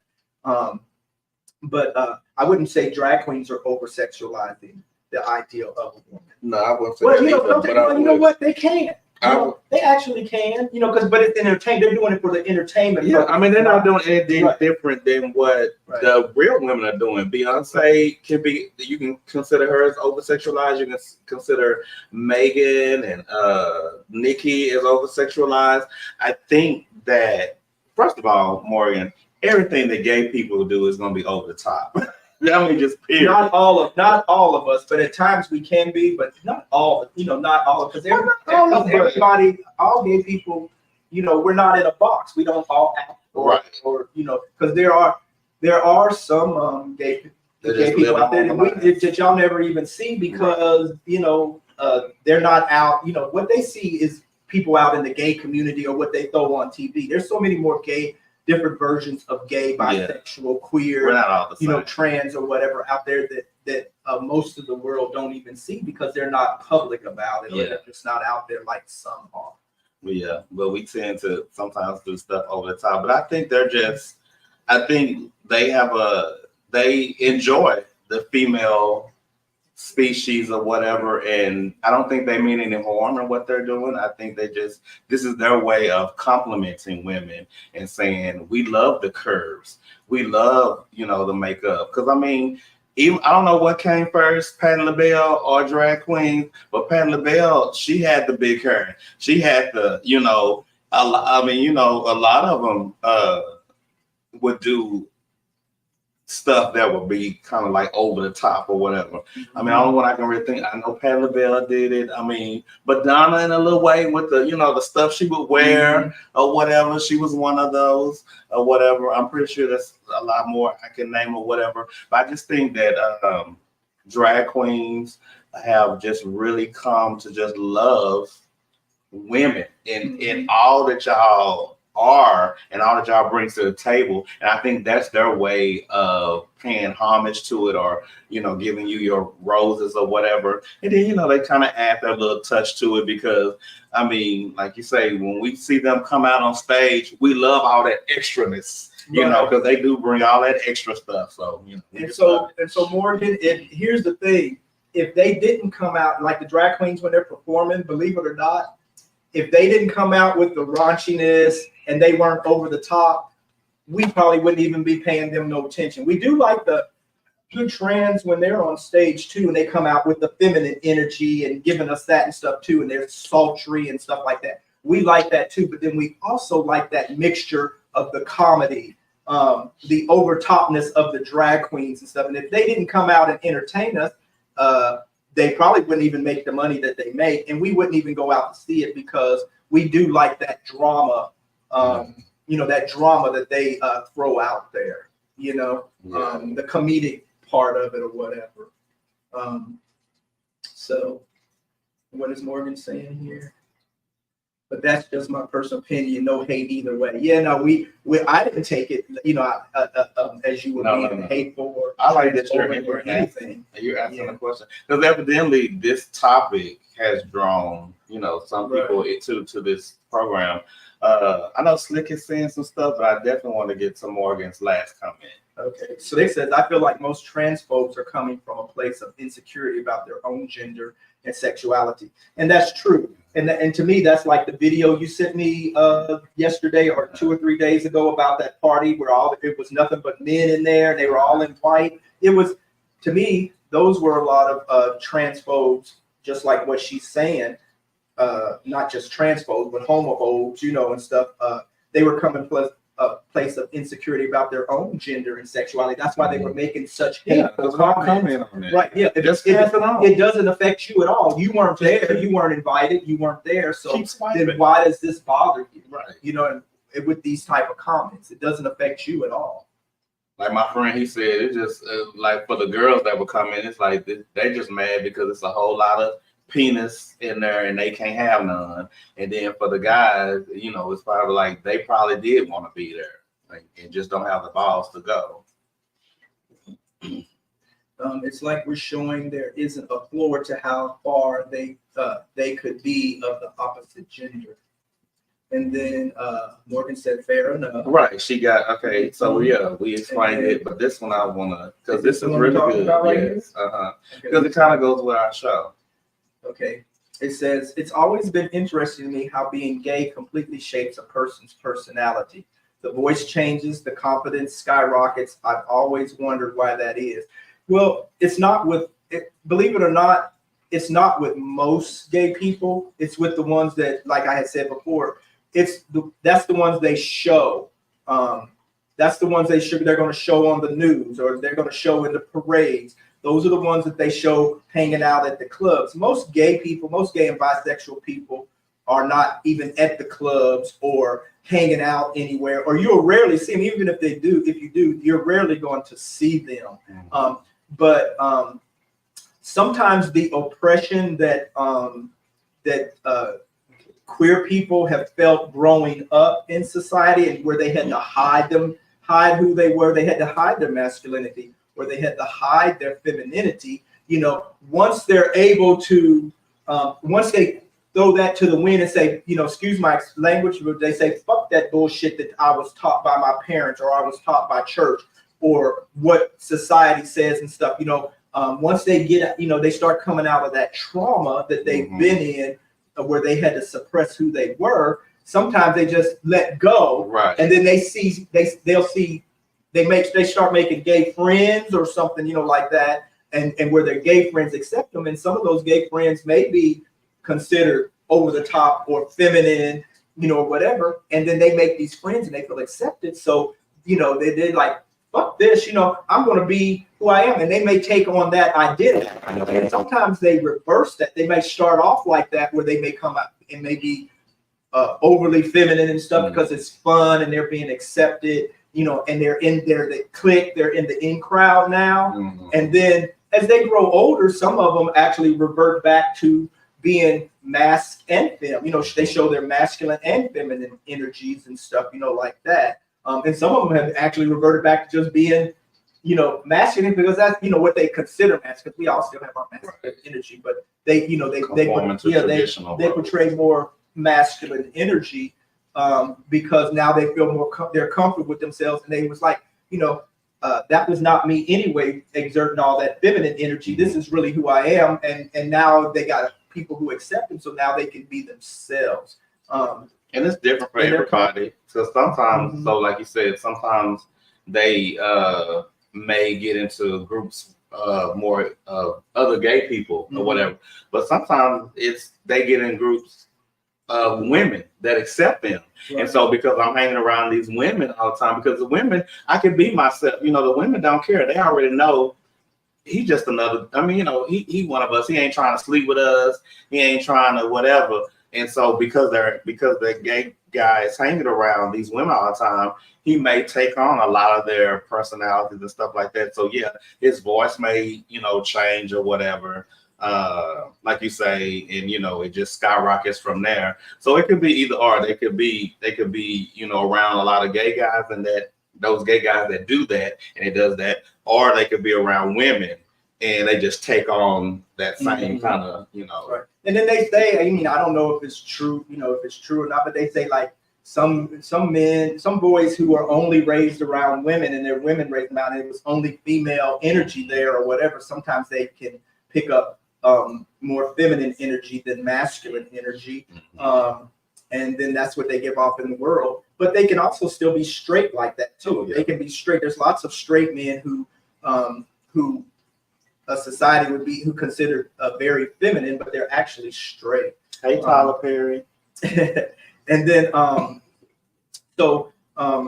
and then you say the confidence skyrockets, because it's like the voice changes. Well, it doesn't change for everyone, for all of them, but some of them do change their voice. Some gays, they want to be feminine. They like the feminine energy more. They feel more comfortable in the feminine energy and showing that than they do in the masculine energy. And then some of them will work on changing their voice high because they've been around their friends a lot. That's why I was going with the hang around girls, the voice change. But the confidence thing, I think that comes from them being comfortable with who they are. Yeah. And so they get more like, okay, I can be me. And so it's not that like it's this, like it's what they've always been. It's just now they're comfortable. Right. So. And then also this kind of falls into your question too, because sometimes that is code switching. They can be at work or in front of their family or church or something, and they like if it's a man, if it's a guy, they can switch back and forth from their masculine voice, and then they can get in the gay community or around other gay people or queer people or whatever, and they can switch into somewhere between a higher voice or behavior or what they consider feminine energy. And sometimes people, they think that's the way they want their friends. They want to be like their friends, or sometimes that's why they want to act that way. But they can they can have a high voice, when what they call kikiing with their friends at a party or at the gay bar and stuff. A lot of femininity can come out. Feminine energy and mannerisms can come out of gay guys, but they can leave that. And that can be with DL guys too, because they'll get there and they'll turn that shit right off. Right. And they'll get around in a gay party or with their gay friends and stuff, and they'll say girl, a hoe, bitch. Right. And they can do the risk and the mannerisms and the eyes and stuff, and they can switch back and forth. As soon as they get back in mainstream society, they put on that whole masculine. Right. It's the pressure. It's the pressure. And then again, I've never did the code switching. Who I am is who I always been at work, no matter where I went. like I said before, you know, if I'm with somebody and they happen to be DL, because usually that's what I'm with, you know, I don't change who I am. I just keep my mouth shut when we get around people or whatever. I'll talk and stuff, you know, like that. But unless somebody asks me if I'm gay, you know, or bisexual or something like that, you know, whatever, I would just keep my mouth shut as a way to them, because I'm not into outing people or anything like that. But yeah, code, you know, it says code switching describes how people change their speech, mannerisms, and behavior to adapt to different social settings. It can also refer to nonverbal communication, such as body language, clothing, and gestures. LGBTQ people often use code switching to adjust their presentation in spaces where they may feel uncomfortable or unsafe being openly queer. And that kind of falls into the line, you know, because she's wondering why, like you might, like just say she had a friend in high school or something, and then he was like masculine presenting. They didn't know he was gay or queer or anything like that. And then, they would consider his voice, oh, that's just normal. He has just a normal, regular voice, unless he just over exaggerated to make it masculine, overly masculine. And then, he wore what they call regular clothes or something, like that. But then all of a sudden, once he comes out as gay, then she saw him years later or something. I'm just making this up, but he had on different clothes. He might have had on flowing stuff that you could have had on have an androgynous look, where he had on some men clothes and some women clothes. His voice had got higher, or his mannerisms and stuff had changed. And that's what I mean when I say it to me, it's always been in there. We get taught this at an early age, I think. Someone's at the door or whatever. We having company. There's a certain way you're supposed to act. Your parents have already told you, so-and-so is coming over. I don't want to hear all that, blah, blah, blah. You better behave yourself and go in your room. And, all this stuff. They're already teaching you. When you go to work or whatever, and to take your scenario, if I'm at work and I'm on the phone or whatever, and good morning, this is, blah, blah. I mean, that's the way I'm talking at work. I'm not necessarily going to go in there, hey, good morning, So, I mean, sometimes it's in you, but you decide on where you're gonna where you're gonna talk this way or talk that way or act this way or act that way or whatever. So I don't think it's just something that just happened. I think it was always in there, but you just know, like you said, when it turned out, I was watching this clip of this reporter, and I mean, she had the voice that's just real proper. Hello, everyone. We're at we're at Six Flags, and the people are just, all this, and then this little child, I think it was a little child, came up and scared her, and she's like, oh, we at the what? She did all that, so she just came out of character or whatever. It was like that, like you said, that switching or whatever. I mean, that black came out or whatever. So it's like just everything. Yeah, right. Well, that was the point to give you whatever. So it's like, we know when I think as black people. Even like if we go into a place with us white people, okay, we need to act right. It's like we have been taught to act a certain way around people, right, our whole lives or whatever. So it's not a far fetch that gay people will do that too. I'm gonna act this way. I'm gonna act this way in front of my church friends, but then when I'm comfortable with my gay friends or whatever, I'm gonna act this way. But it's always in there. You just learn where to turn it on and turn it off or whatever. So yeah. And then Morgan says, do you think being feminine correlates with being in a more submissive role? So then, and I had that question in there too. Are gay men seen as more feminine by mainstream society? Is being labeled femme a bad thing? And then what stereotypes come with being labeled femme? And to answer her question, I think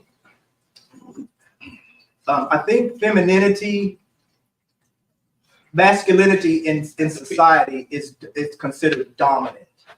That's considered the dominant, and femininity is considered fragile, weak, but loving and caring. What I'm going to do is I'm going to put up this I'll put up this one of my little brands here of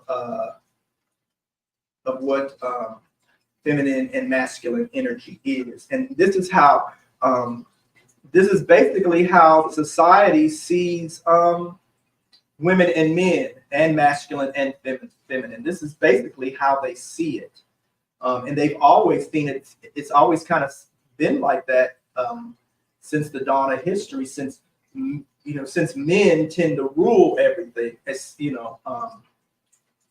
so they do see. Charles went to the bathroom. Everybody, they do see feminine as weaker than what masculine is.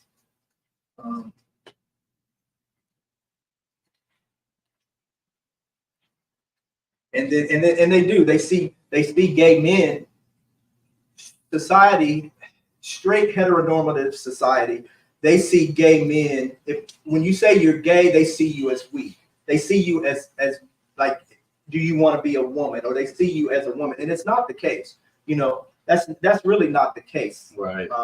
But they do see it as if if they think you're gay or come out as gay or queer or whatever as a man, they consider you woman-like, and then society does see feminine as the weaker sex. And I think a lot of guys that take on the femininity roles, they themselves see themselves as being submissive at times. Mm-hmm. And then some of them will tell you, well, just because I'm feminine doesn't mean, I'm the girl, quote unquote, or whatever, because you have, if we do the top bottom thing, you have a lot of feminine guys that will be the top or whatever, or you have a lot of masculine guys that will be, the bottom or whatever. So it's, you pick, the role you're gonna be. You don't have to. No one should be able to choose that for you.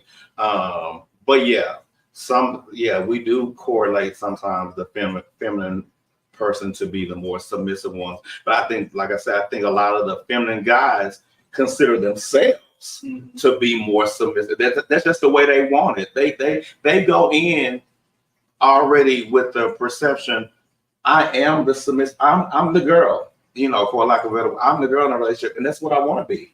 And if that's what you want to be, that's what you want to be. But you can't say just because that's what this person is, that's what all of them want to be. Right? Because with me, I don't even know. I don't know where verse fits in here. Because in gay, in our gay queer society, as far as men go, and then even sometimes with women and stuff too, with lesbians, there's this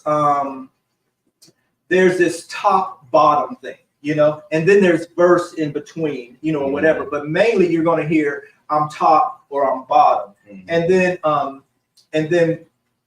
they equate being the bottom as being feminine, and the top is going to be the dominant masculine one who controls and stuff. And that's not always the case. A lot of times it's not the case, because sometimes the top can be feminine and the mask can be bottom. The bottom can be masculine, or verse, which I would call myself verse if I had to label myself, or whatever. But when I'm with a man, I don't consider them a female. When I'm having sex with them, if I'm dating them or relationship, all I see is a man. I don't see a female. I don't treat them like, I don't treat, I don't even know how I treat everybody the same, whether they male or female, shit. But not the same, but I treat them about how, how their characters are, and how they treat me and how I treat them. But as far as like the man, I don't, when I'm having sex with him, whether I'm topping, or not, I don't see them as a female. I still see a male there, and even if they were topping me, I don't see myself as a female. It never pops into my head like I'm being a woman, or it doesn't even pop into my head that I'm being submissive, or whatever. Even though you are submitting to that part, it doesn't even pop into my head that I'm being submissive. And to me, we just have it, hopefully good sex, and you're enjoying it and I'm enjoying it, and I don't see him as a man. I don't see him as a female or feminine or any feminine energy or anything coming out, because we express all of it during sex, or intimacy, not even sex. When you're just holding hands or doing anything, I see them as my partner or my boyfriend, dating or whatever. And that's what I see. And whatever energy you are portraying, I'm not even thinking about it really, but it's whatever's there, Mm-hmm. I like the intimacy, the touch, and all that type of stuff. I don't see that as female or male, or who has to make the first move or who wants to be topped or bottom. Mm-hmm. I don't know. And what you said, yeah, there are those who say, there are those who say, I will not let a feminine bottom top me, or they call them blouses and all other type of stuff like that. I do hear that. And that's how they think. That's fine. That's how they think. But that's not how, I don't see men, I don't see men as a woman unless they want to be seen that way. And that's with makeup, and they put on makeup dresses and stuff, like that. And they want to be called a girl, or they want to be called, femme and stuff, like that. Then I'm going to call you and treat you the way you want to be treated. I think on the outside, like we're in the outside world, we're going to see, your masculine or feminine energy, if that's what you're showing or whatever, especially the ones that, are wearing the makeup and whatever, whatever we deemed as being feminine, we see it or whatever. I think most people feel like they have a certain type of dude that they're looking for, and that type of dude is not the dude that they want on top of them and whatever. But I think once we get in the bedroom, if that energy may be different, even though you may present yourself as feminine out there, maybe when in the bedroom you might not have that same energy, so it may be different then. Or at this point, I really don't care. I'm just attracted to you. You're attracted to me. Let's do whatever we're gonna do or whatever. So if it's like that, then yeah, I But I'm not even. For me, I'm not even going to approach you if I, for anything romantic or whatever, if I see all of that, because that doesn't turn me on. It doesn't do anything for me. If you're showing me, all this, feminine expressions or whatever. Yeah. I mean, I don't hate you for it. I mean, I don't, to each his own, do it or whatever, but that's not going to draw me. I'm not drawn to that. Or whatever, and like you may not be drawn to me. I mean, it goes both ways or whatever. But when we're in the bedroom, I don't see a feminine. I don't see a girl or a boy. I mean, all that kind of stuff. I just see two people that are interested in each other, and we're about to do what we about to do or whatever. And it's really nobody's business or whatever. I think those type of things come up when people know you're in a relationship. Right. When they know you're in a relationship, or you have told your business or whatever, then people start making judgment. Well, who's doing who? And you seem to be more feminine, so you the one that's whatever, and you seem to be, so you the husband, you the wife, and you the. I mean, what?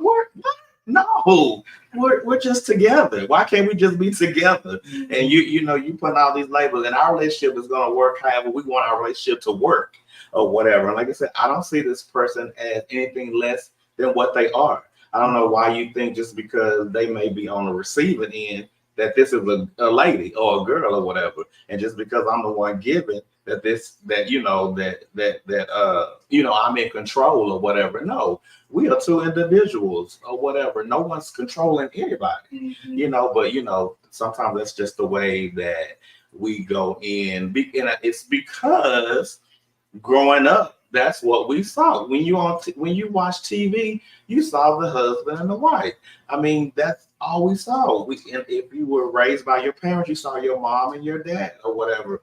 So it's like there has to be a woman, there has to be a man, there has to be one that's submissive, there has to be one that's dominant or whatever. And it's like, really?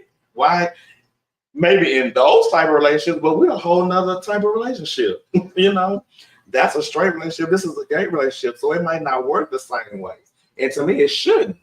And I don't think, and we don't really see that growing up. And so we kind of like try to mirror what they do instead of making it right for us, making it, making it our thing. We're not a man and a woman. We're two men or we're two women or whatever. So there are going to be similarities, but there are also going to be differences in how our relationships work. So, yeah. Yeah, Morgan, you can put the link in this chat, and I'll go back later, and I can go pull the link out and then and click it, or you can send it to, if you want to, you can send it to alvinc39a@gmail.com, and then and I can go through my email that way also. Yeah, you're right. Straight people say alpha and beta. Yeah, because there's a lot of women that have that alpha male personality or whatever. They tend to have that more masculine energy or whatever. And I think, I'm not for sure, but I just think that when women show that, they probably are those women that grew up looking at their dad and really admiring how their dad did everything, and so they take on some of those attributes or characteristics that their dad have, and they just grow up to be strong women, and they brought up thinking that I'm not going to depend on a man, I'm gonna have my own, whatever. So I think they kind of have that. They take on the personality of their fathers or whatever, so they become those alpha women or whatever it's called. And then, I guess it can go for men too. Maybe, I don't know. Maybe they just tend to just have a more softer thing about that. I don't know whether they got that from their mom or dad. They give me, because I know some dads that are, have they portray that more softer side. So they could have got it from their father as well, and not necessarily from their mother or whatever. But it just depends. Because I know I've seen some men, straight and gay, that I'm like, you're just so motherly, you're just warm, and there's just something about them that you just feel so comfortable in their presence, and they're so nurturing, and all that. So it's just, you probably know this, but do you know that as men get older, they get more, their femininity, their feminine nature comes out more. The older they get more. They're feminine, and they don't mind showing. They don't mind showing their masculine and feminine side. But as they get older, their femininity does show, and they become more. Where they may not have shown that nurturing nature, that caring nature, which a lot of men have that nurture, caring nature and stuff, like that. But as they get older, that comes out more, and especially you see it with their grandkids. And stuff, like that, and they may change some of their views and their behaviors, from that hard, strong, masculine energy to the to the more softer, nurturing, feminine energy. And then it says, it says, are all bottoms feminine? Are all tops masculine? And how are births seen or labeled?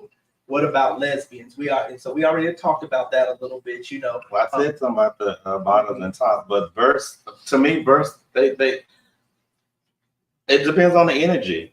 I think the reason why we always say the top and bottom, because like you say, it's that's how most relationships work. It's kind of obvious, but for you to assume that the top is one way and the bottom is one way is crazy. But you do the same thing with verse. It doesn't matter, because it's your energy.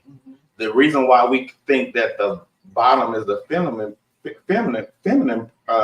whatever person or whatever is because maybe it's the energy, really, because you can be a bottom and not show any kind of feminine energy, and it's like, well, that's not true for me or whatever. But I think so with verse, it's just whatever energy you give. If you give off that, you know, that top energy, whatever, then I mean, you know, then we just you know, conclude that maybe you are masculine or whatever. But if you give off that feminine energy, we may conclude that you're a bottom or whatever. I think it's just the energy that you give. And so like so if we're having sex with men, this is kind of for the men now, not the women, the lesbians or whatever, but this is sort of for like the men. So if another man is having sex with another man, doesn't that give up that doesn't that really mean that we have some feminine traits in order for us to actually want to have sex with another man? Isn't that a feminine trait, having sex with another man? So having sex with a man makes you feminine? No, it doesn't make you feminine, but does it get, you know, I'm playing the devil's advocate. You know, does that, I mean, in society, in heteronormative society, it's man, woman. Okay, man penetrates woman, you know, or whatever, traditional heterosexual, whatever sex, you know, or whatever. But and that's considered feminine. Or, you know, the woman has always, you know, in society has been considered feminine and accepting, you know, I don't know how to phrase this, but, you know, and the man is dominant and masculine. You know, that's how society sees it. You're the weaker sex, you know, whatever. I'm the dominant, you're the weaker sex. I'm in control here, you know, so, and you're giving off feminine energy, I'm giving off masculine energy. But really, you know, if two men having sex with each other, even though you can be masculine, but it's still considered, that's considered a feminine act for a man, you know, for a man to have sex with another man, because, you know what I mean? I don't know. Yeah, I don't know how to phrase that, but yeah, I mean, is that a feminine? I'm just, you know, I'm asking, is that a feminine trait if two men are having sex with each other? You know, I don't see the man as feminine. You know, I don't see them, even though they may have feminine qualities, I don't see, if I'm having sex with a man and I'm on top, I don't see them as being a woman or anything, you know, like that. But we're still giving off feminine, I guess, feminine vibes or something. I mean, I get what you're saying, because why would a man want to have sex with another man unless you see, I guess unless you see some kind of femininity in them, because normally a man is going to be attracted to a woman, and most of them are attracted to femininity. Right. You know, some straight men are attracted to masculinity in women, but most men are attracted to what they perceive as femininity. Right. Right. So normally you should be attracted to the woman, but you're not. You're attracted to this man.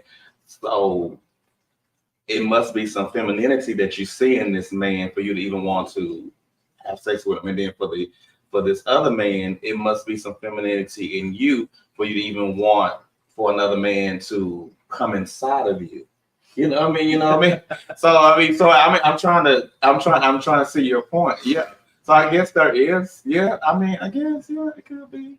Yeah. It could be it's some energy there or whatever, or it could just be love. You can't, well, not love, but attraction. It can't really control what you're attracted to, but what is it that's attracting you? Could it be the feminine energy that you see in both? Because, and that goes back to our gaydar or whatever. I mean, you know, I think it's a real thing. I don't think we're always right with it, but I think it's a real thing. It's like, it's something about you. Like, I can go in barbershops and I can tell who I think, and most time, if I'm right, who I think will mess around.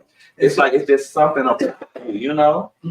So even though they might portray giving off the masculine energy, they're also giving off the feminine energy. Is that what you're saying too? Like there's some type of feminine energy. Something that's recognizable. Right, that lets me know that you might be DL and then, you know, or gay, even though you have this exterior. Because it's like we were saying with the narcissist thing, it's like they know, it's like some way they kind of know who they can, get with and manipulate yes. and do all the love bombing and all get you into, they know what to say to do to hook you, the narcissist. It's like it just goes out, ding, ding, ding, that's the one. And the same thing with our gaydar or whatever. It's like I can scan this whole room and I'm like, oh yeah, that one right there. And sometimes it is because, and like I say, sometimes we can be wrong, because sometimes it's just because, okay, this one looks good. This is the one I would have. But then you look and it's like, no, this one, he gives me the heat, whatever. And most likely that be the one. But I think as long as there's always men and women in the world, and I don't think that's going anywhere. Well, I was gonna have some type of version of, someone must be femme, someone must be masculine or whatever. And most times we're gonna put the femininity on the woman and the masculine on the male. And then in the gay, arena, it's always gonna be, to me, I guess it's gonna be the energy, because you're dealing with two men. It's gonna be the energy, and it's also gonna be the outer expression that you give off too, or whatever. Because some masked men can be very submissive in the bedroom. Yes. And their femininity can actually come out a lot in the bedroom, and then they can turn it. That's almost like code switching, but and they can turn it on and off once they're through having sex. They turn this whole masculine or this whole toxic masculine man. But when they're having sex, they, we all know. Yes, them legs go up. I mean, anything, and that voice can change, and and they can become, soft and nurturing, like the feminine energy and stuff, and be quite submissive and just say a whole lot of things, or their body language could be a whole lot. Right. Where they can, what I'm saying? I think we have a lot of similarities with whatever sex you are. For us, it's going to be male or whatever. So I think growing up, straight men, they also have an issue with people mistaking them for being femme or gay. Same as gay men have issues with, being feminine or masculine or whatever. It's like we have those, we no matter what, whether you're straight or gay, there's always this identity issue or how you present in society, because of the way society has come up with these constructs of how things should be or whatever. Because I know so many straight men, and again, go to the barbershop, they will fight and argue to say, oh, I'm not gay, or whatever. And that's the same thing we have when, oh no, I'm not femme, I'm not mad. It's like, oh, if someone calls you gay and you're not ready to admit to it or whatever. Oh no, I'm not gay, man. I like pussy, whatever. And it's like, boy, stop it. So it's like that struggle is there. Yeah, Morgan, no, it's not gay if it's a strap-on. Usually lesbians, usually lesbians do a lot of the strap-on stuff. Not a lot. I don't know what they all do, but usually strap-ons, if they're going to do that, they usually do that in the lesbian community. And then there are also straight men who want to be pegged, and they're actually straight, and their girlfriends or wives will peg them, but they never actually ever mess with a guy at all. And pegging is when they take you could take a strap on, like a dildo, and then and then you have anal sex with them. And some straight men actually like anal play, but mostly with gay men, they'll play with toys. They can play with toys or strap on and do stuff like that too. But usually they have their own dick and they don't have to do that. But they will play with dildos and stuff like that. And and if they're gay, bi, or DL and they're doing it, then they're gay. But with lesbians, they put on strap-ons, and they're also straight men. Now, most straight men aren't going to tell you that they like to be pegged. That's usually underground and kept a secret, and usually only their wife or or if they're swingers or something, that people would know about it that way. But no, it's not necessarily you're gay if you like your booty hole, licked with a tongue or played with a finger or two, or you like a dildo or a toy or something pushed up in there. No, it doesn't necessarily make you straight. Society may see it as like, you know how they'll say, oh, well, he likes to be pegged by his girlfriend. He really is gay and he just don't want to admit it. That's not necessarily true. Yeah. Sometimes it is, but it's not necessarily true. And then, and Morgan, if we don't get to some of your questions, because we are going on like 2 hours, we will still answer them after the show. Yeah, we will. Yeah, so we may have to go ahead and get any more questions we have. So as far as like, just say the apps and stuff, would you equate, so like phrases like when you're on the apps, and we've talked about this through some of our other videos, but phrases like only into masculine for masculine,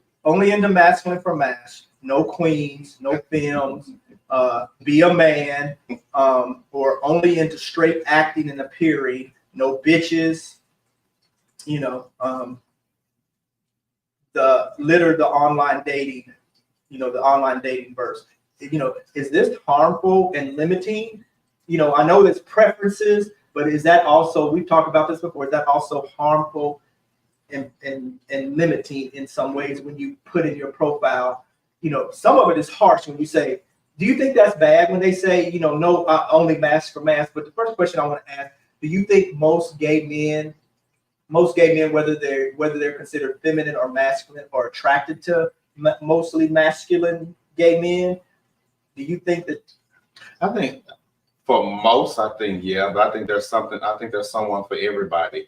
I think most gay men, you're attracted to men, right? First of all, and I think the type of men could vary, but I think most gay men are going to be attracted to that man. I don't want to say a man like your dad because that kind of sounds kind of crazy, but I think you want that manly man. I think you want that man that of course is attractive, because we're visual people, so that's going to be first. And what attracts you may be whatever. You may like a stocky man, or you may like a slender man, or you may like a muscle man, or whatever. But I think you want that man or whatever, and I think that's going to be, to me, the majority. And then you have some that, no, I want the more passive kind of submissive kind of man, because clearly we see that there is a type for every man, for everybody. Because if not, you wouldn't see the type of relationships we have. You wouldn't see the type, and we see it. We see in our world. We see it all the time. I mean, we see these couples, and it's like, oh, they're together, or it looks kind of weird because it's not. That's not what I would go with. Right. But I mean, hey, to each his own. Even with the white and black thing, it's like, you chose that over this. You have to go outside of it. I mean, same thing women say about black men. Why y'all dating all these white women or whatever? We say the same thing, child. Why y'all dating these white? Whatever. So I mean, it's to each his own. But I think the majority of us, we want that manly person, whatever that may be to you. And I think from there it goes down to whatever, to where it may even be, I want a transsexual. Whether they got their parts or not, that's what I want, or whatever. Because I know on the app, some of them will put in there trans only. I don't want to do. I want a trans. Or what? I mean, well, yeah, I want a trans. I can do that or whatever. But yeah, but no, I do think it's harsh. I wouldn't say it's limiting, because I think you're putting on your thing what you want. And if you've limited yourself to that, then you want what you want or whatever. I mean, so I wouldn't want to. I guess what they're trying to do is don't waste your time. Don't waste your time because that's not what I want. But there's a way to say that without being harsh. Right. Because regardless of the people that are on this app, they're all worthy of love. They're all attractive in some kind of way. They all deserve some type of affection or, whatever. I mean, they're fabulous in everything that they are. You're fabulous in everything you are. So there's no reason. I mean, for real, you're fabulous. So there's no reason for a person to come on these apps or whatever and feel dirty or ugly or unacceptable or whatever. If this is what you like, just state what you like. Just state that. You don't have to put no this, no this, no this, no. To me, that comes out very negative and mean and ugly and nasty. Whatever. Just say what you like. Maybe you can, like if they hit you up, then and you get to talk, and maybe you can state stuff then, like, well, I like a masculine man, or I like a feminine man, or whatever, and then they might buy out and say, well, no, that's not me, but it was good. But I think when you put it in the apps, it comes across so harsh, and just the way they word and phrase it, they make it sound hurtful and stuff, like that. And to me, that's like equating it to like equal. It's equal to no blacks, no niggers, no blacks, no whatever. To me, even though those are your preferences and stuff, to me that's like equated to when you say no blacks, right. like what's wrong with me? Now you can have your preference, but when you start singling out and say I only like this and I only like that and so and so and I don't like black people, I don't like so and so, then that's where it becomes different to me. And same thing with the no FEMME, no facts, and all this other type of stuff. I only want mask for mask, or straight acting appearance. To me, if I see something, it's different if I see mask for mask or whatever. But when I see straight acting and appearing, that's a red flag to me, because straight acting and appearing means you're acting. You're putting on an act that you're masculine. You're putting on an act, or they have to be something that they're not. They can't be their authentic self because they have to act masculine or present masculine in public or whatever, just in order for you to talk to me or want to date me. I have to act and be something other than what I am. So that's a red flag when I see straight acting and appearing. That means you're not even being authentic. You're not being who you are, because you might be display your masculine and feminine energy, but you're going to act like you're a toxic masculine or something, like that. Yeah, when I see stuff like that, I go past them because I don't know if my straight acting is straight enough for them. I don't know. You would need to get to know me. I mean, like for me, my pictures are there. So first of all, you're going to see my pictures. So you already see that I don't see anything feminine about your pictures. So I don't think you're going to put me in the feminine category when you see my pictures. You also see my weight, or the closest I think it is or whatever. So you can already tell, if I'm slender, stocky, whatever. So you already know that. And if you ask for a picture, I can send you a picture or whatever. You can see my age or whatever. So all that's there for you to see. So my thing is, I don't know why all this extra stuff comes in where know this. You can see it. Now, I guess you put that on there for the people that hide it. But my thing is, if they're hiding that, then don't even talk to them. Even if they send you a message first, tell them, can I see a pic or whatever, a picture or something to, for me to have something to look at or whatever. But it just comes out very nasty when they put all that stuff in there. I think it's very nasty and crazy. So I watched this video of this guy interviewing people, and then he interviewed white women and he interviewed black women. And then not all the white women, but I'm going to say 95% of them, he asked them would they date a feminine man? Would they date, marry, or a feminine man? Do you know that probably about 90 something percent of those white women said they said, most of them said, I prefer a masculine man, but I would date and marry a feminine man, you know, and they had different criteria of why they said that they would, but you know, a lot of it was in, you know, how they treated them, you know, and stuff, you know, like that, and how they took care of them and stuff, you know, like that. But then the black women, you know, out of all of those, the ones that they had asked the black women, there was 2 of them who said that they would date a feminine man, and then those 2 actually said, I actually prefer a feminine man. But all the other ones said they would only date a masculine man, and they would not date a feminine man. And if he showed any type of feminine qualities, you know, they wouldn't date him. You know, isn't that, you know, like you could be missing your blessing, and the man could be, they're straight men, you know, but they have some feminine qualities, or they're feminine or whatever. And then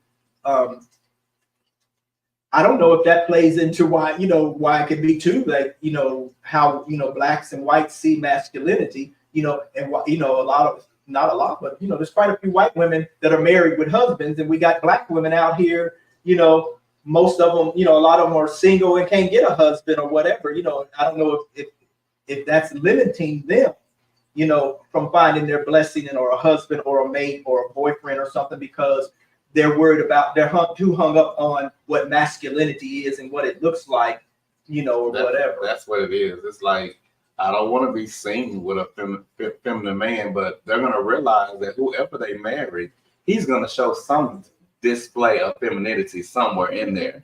You're not going to, no man is just, and whatever you think is masculine, no man is going to be all that. He's going to have some femininity about him, especially if y'all have a daughter. He's really, I mean, that it's just gonna come. I mean, that energy is gonna be in that house. First of all, that wife is the feminine. The wife is bringing the femininity. Then that daughter is gonna bring that femininity energy in that house. You know, because I think most, what do they call it? Girl dads. Yeah, I think more girl dads show a lot more femininity, especially when they have daughters or whatever, because you tend to be a little bit more. You tend to be a little bit more softer with your daughters. I love this commercial. It's an older commercial. I don't know if they still show it, but it was this girl, and she was practicing her cheerleader thing or whatever, her little act or whatever. And I guess she didn't have anybody to practice with but her dad. And her dad came out and he was cheering with her and doing all this and, you know, whatever. But you can still see his masculinity in it. But you could see that because it's his daughter, he wanted to help her and show his support and everything like that. And I think if he was like, just, I'm a dude, you know, he wouldn't do all that. He'd be like, I ain't doing that. You better go find some little girl, ask your mama to do it or whatever. But because, you know, he has a girl, he has a daughter, and he wanted to be there. He didn't mind that or whatever. So yeah, I think whoever these black women get with, he's gonna have some femininity about him. But I think it's about society and being seen. I can't take you around my parents, and you know you showing all this femininity, or I can't take you to church or take you around my friends, and you're like that. So I think, you know, but white women, I guess, you know, they like, hey. So this says healthy masculinity has a positive impact on a man in society. Toxic masculinity has a negative impact on a man in society, and hypermasculinity is an extreme expression of toxic masculinity. Masculinity is typically described in 3 main ways: healthy, toxic, and hypermasculinity. Healthy masculinity is an idea that men can be authentic, emotionally expressive, and caring while still valuing strength, independence, and leadership. Okay, and and then if you get in here to, and then we'll get into toxic masculinity, and it says toxic is a term used to describe a set of harmful beliefs, behaviors, and tendencies that are based on traditional male roles, but taken to an extreme. It can have a negative impact on men, women, and society in general.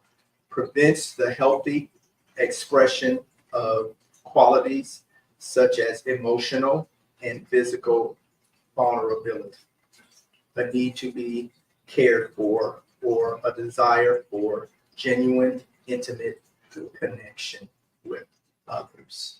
You know, so in our society, just say in the gay society, when this, how do you,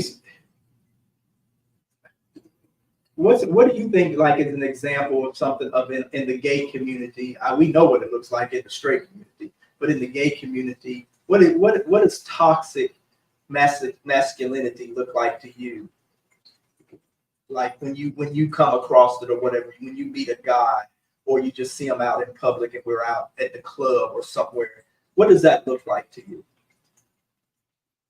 Or has it happened to you where you met a guy who was hyper masculine and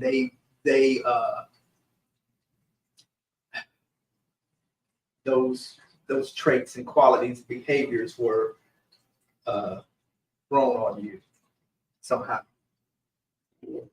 I don't know if I mean, to me, a toxic masculine person would be someone that,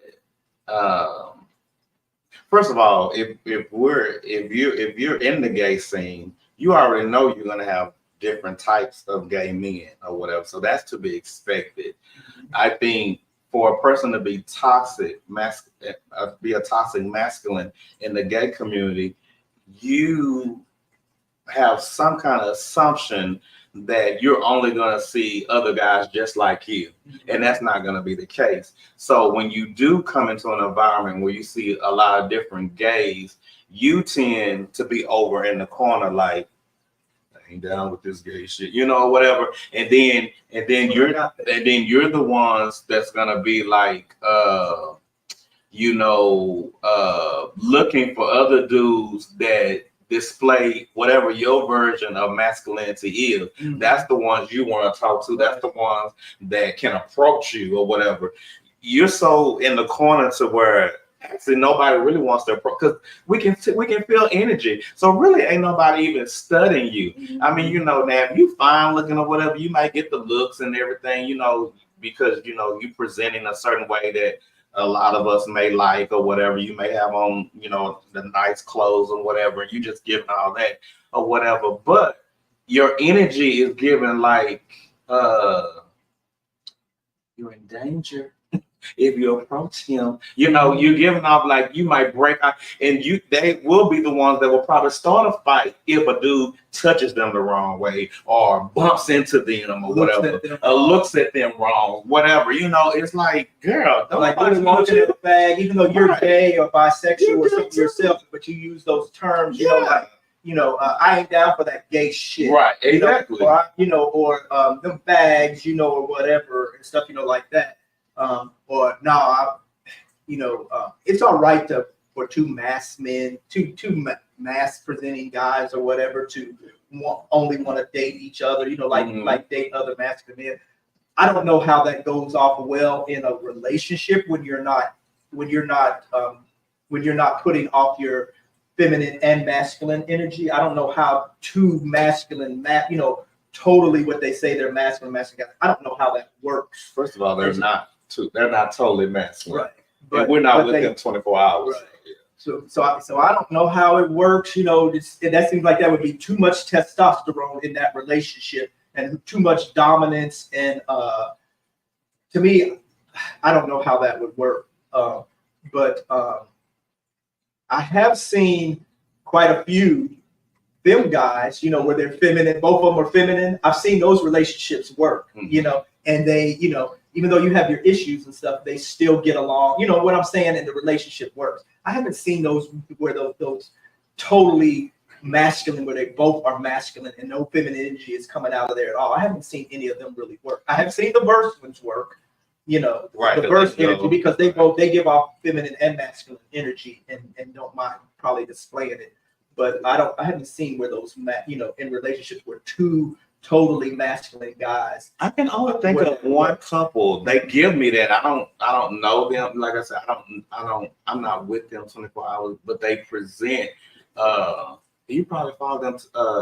I think it's Janelle and Tyrone, or Jonelle and Tyrone. They so I know they do content, sexual content or whatever, and to me they both present. I'll try to find them when we get off here. They both, to me, present masculine energy or whatever. I think, and they've been together for a long time. I think they just know how they know each other. And like I said, since we're not with them all the time, and you don't know how their relationship works, I think they just have an understanding just for them to be together for so long. And I want to say they're probably verse. I don't think I've ever seen one. Yeah, I'm gonna just say they're verse or whatever. But they seem to work, and to me they both give off masculine energy. Like this that. One guy, he sent us a comment in one of our other videos though, but he said they were both down low, they were both masculine, and they were down low. And I think he said they were in a relationship that they were down low and in a relationship, and it lasted about 6, 7, 8 years or something, like that. But it still ended. Right. I don't know what the reasons was, but he said they got along fine and everything was good, and they both like being down low and all of that type of stuff, and the relationship was smooth, whatever. I don't know why it ended or whatever, but he said they were both masked and they were both DL. So, but if anybody else is out there who can, comment on that, and let us know how that works when it's two. Now we can see them together and they can be dating and stuff, but then you all of a sudden see them broken up, or they're going after somebody else, or whatever, or you see them. I don't feel that energy and connection when I'm around them, like like this is healthy or this is good, even though they might be together. But that's just me judging them. But it says feminine energies. It says are two energetic polarities that exist within everyone and are not necessarily specific to gender. While it's common to associate men with masculine and women with feminine, both energies are embodied by all people, but one energy is usually dominant or core. When these energies are balanced, people can experience greater harmony and fulfillment. People can experience greater harmony and fulfillment. I'm trying to read these tickers down at the bottom as they go by. But that's masculine and feminine energies. So to me, if it's not balanced, if you're not, I agree with that though. If you're not giving up, if you can't express both your masculine and feminine energies, you know what I'm saying? Then there's an imbalance there, because we are woman. Right. We're woman and man, and we have all of that flowing through us. And when we suppress it, you see what I'm saying?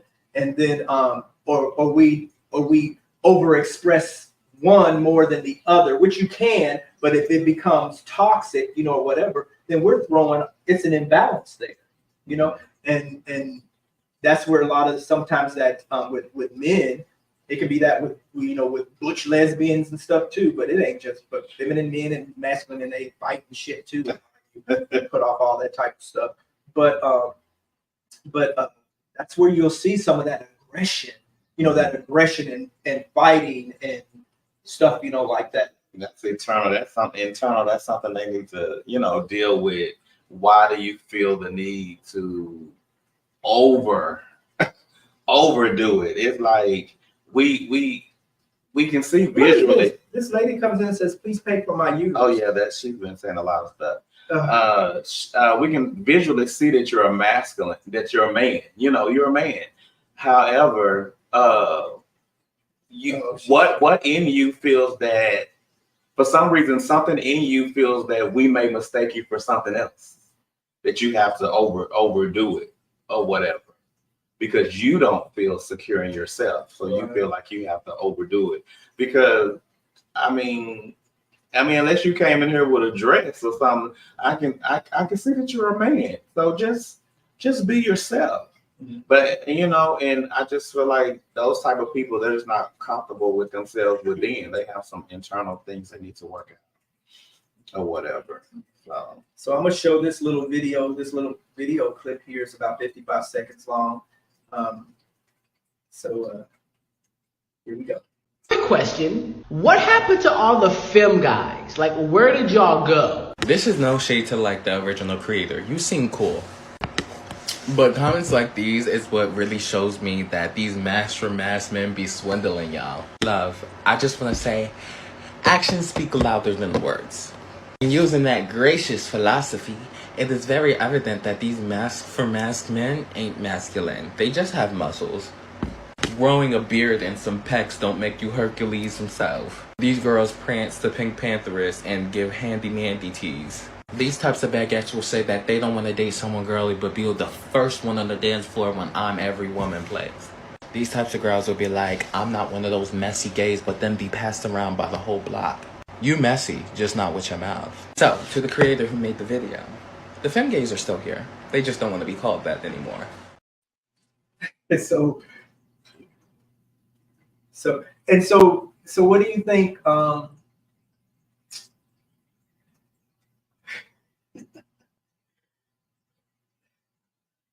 Do you think, like, 'cause I see out there, I see gay guys, whether they're masculine or whatever, I see them picking up all type of guys. I see them picking up whether they're femme, I see them pick up femme, trans, in between, you know what I'm saying, mask.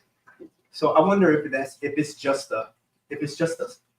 something to say to make yourself seem masculine, that I only like masculine guys. For someone to say only like masculine. Yeah, I mean, I think it's because I see these guys who say that, and then they still be with guys who some people would perceive as feminine. Right. Because, like I said, it's feminine qualities in every man. I think you know how you have a blueprint of kind of like what you want, like, you know, this is my list of what you want. I want this, I want this, I want this. But sometimes you're not gonna find that. You're gonna navigate to the person that whatever, you know, turns you on, what, you know, ignites something in you. And it may not always be the, you know, the Build-A-Bear that you build for yourself, or this is what I want, and you got to have this, whatever. Like we said before with the apps, I don't even know why people say, you know, I want this, I want that, or whatever. Just, you'll know when you see it. You don't have to put that out there like that. You know what I mean? Like, I don't have anything on there saying that I want this type of dude or whatever.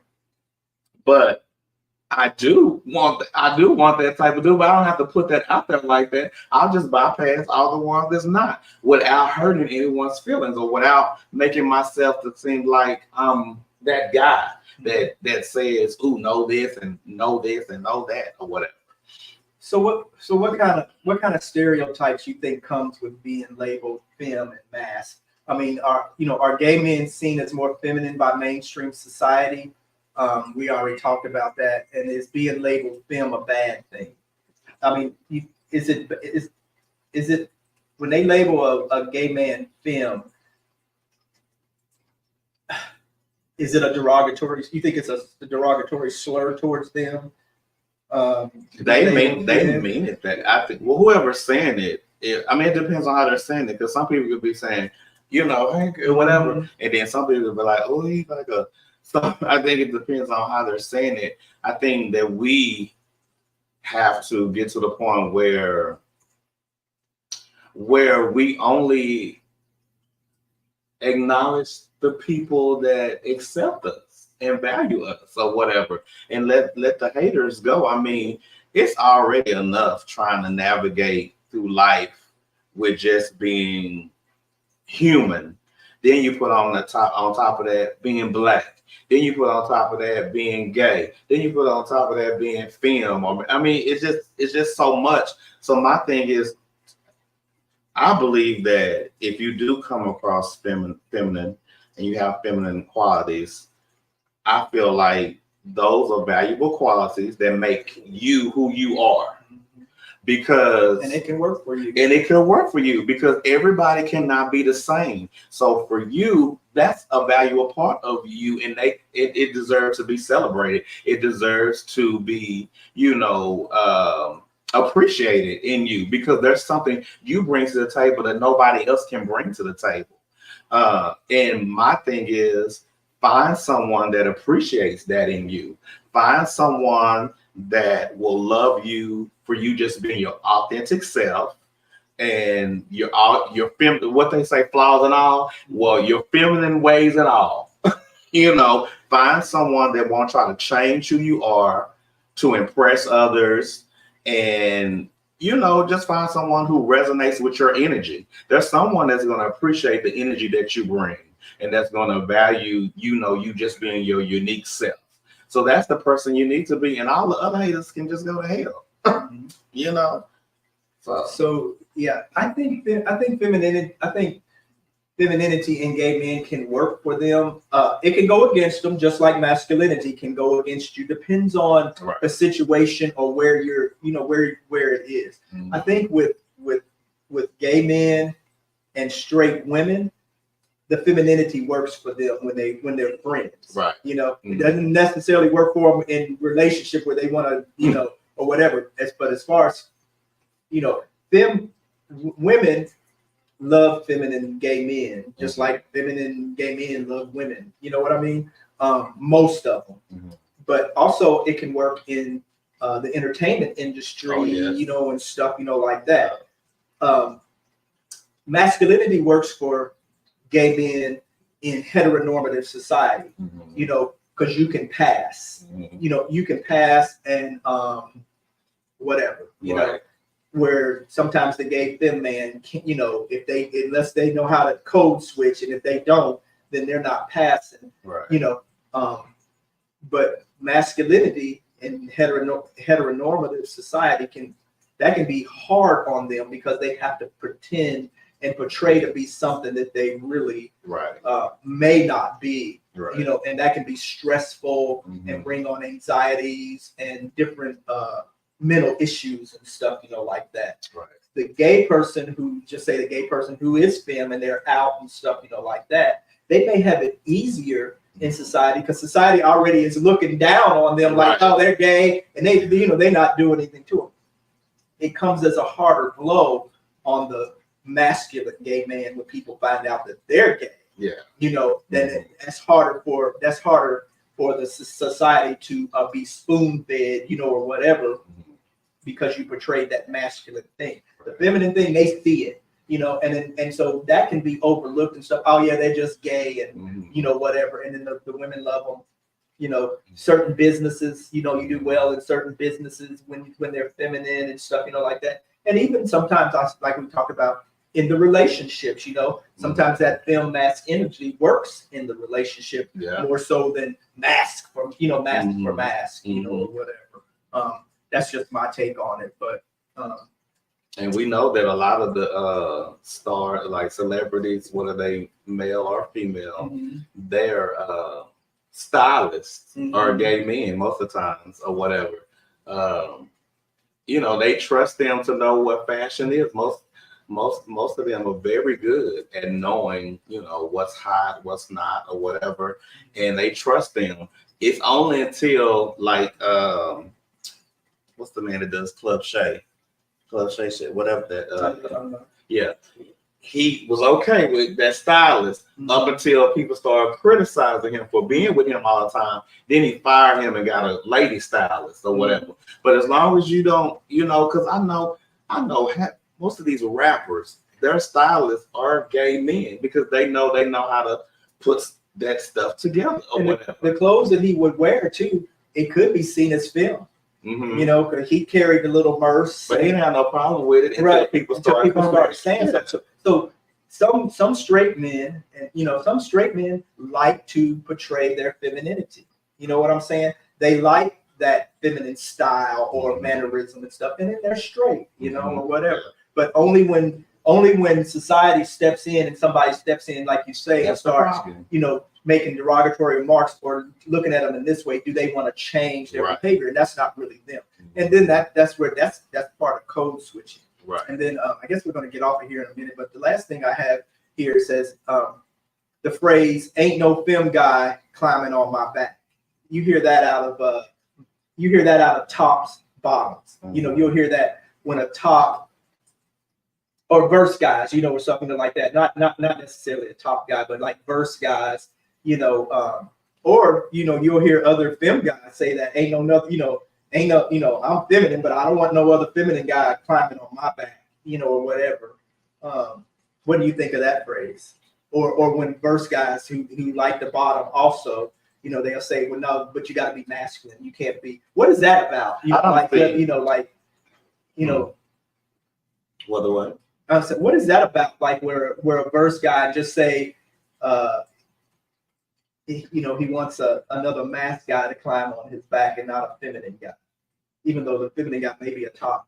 So I don't have a problem with the what's behind what they're saying. Mm-hmm. I have a problem with the way they're saying it. I think that's harsh. I think, there's a better way to say it. I mean,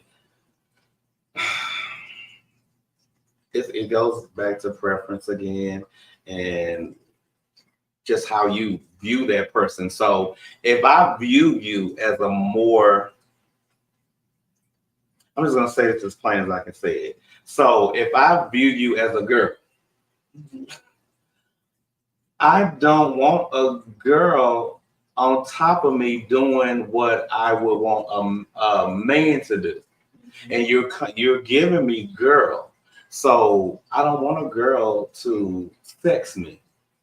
I want to do. I mean, and even though you're not a girl, that's what I see you as, and that's what you probably have been presenting. Like you said, you're a blouse or whatever. That's what you've been presenting. So in my mind, it just doesn't make sense. And it probably would be good. I mean, they probably wouldn't.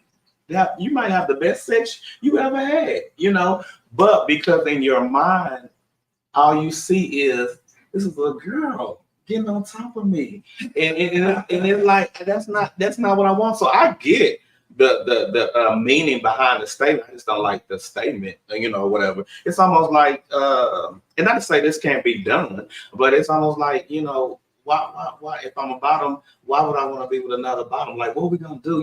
People, it's a lot you can do. However, I think we limit ourselves to penetration and all this kind of stuff. So it's like that's what they mean when they say, I mean, what are we gonna do?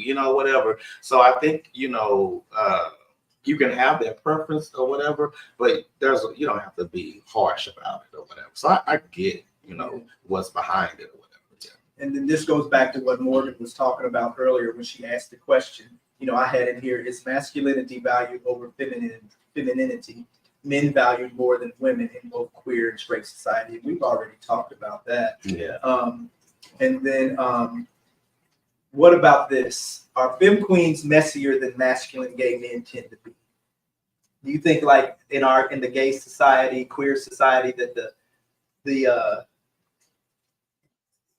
kind of put femme guys in the same category as women, as gossipers and keeping up trouble and all of this other type of stuff. But I find, there's masculine guys who do the same thing. Like we say, you get in front, you might be this way here, but then you get in front of your gay friends and you code switch, and all of a sudden you bring out the, hey girl, and then you gossiping and talking and stuff too. I think masculine men know how to just turn it off, but the femme guys, not all of them, but a lot of them, that could be them almost 24/7. I think they're a little bit more messier than perceived masculine men, because masculine men kind of masculine men tend to float through society like they do in heterosexual society. Even though they gossip and stuff too, it's kind of at a minimum. It's not as much as females and femme gay guys. To me, that's just my opinion.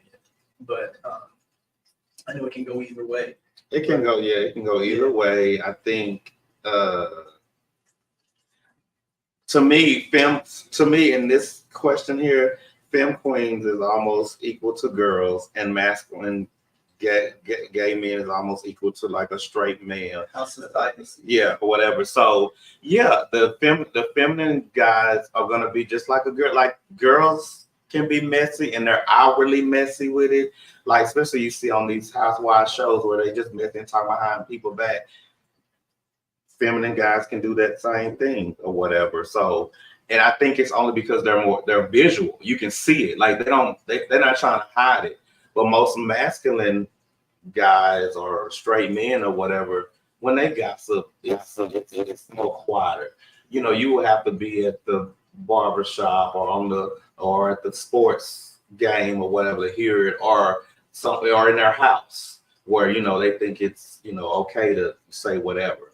Because yeah, I've had a conversation with straight men, and I'd be like, ooh, be some gossiping men. You know what I mean? You know what I mean?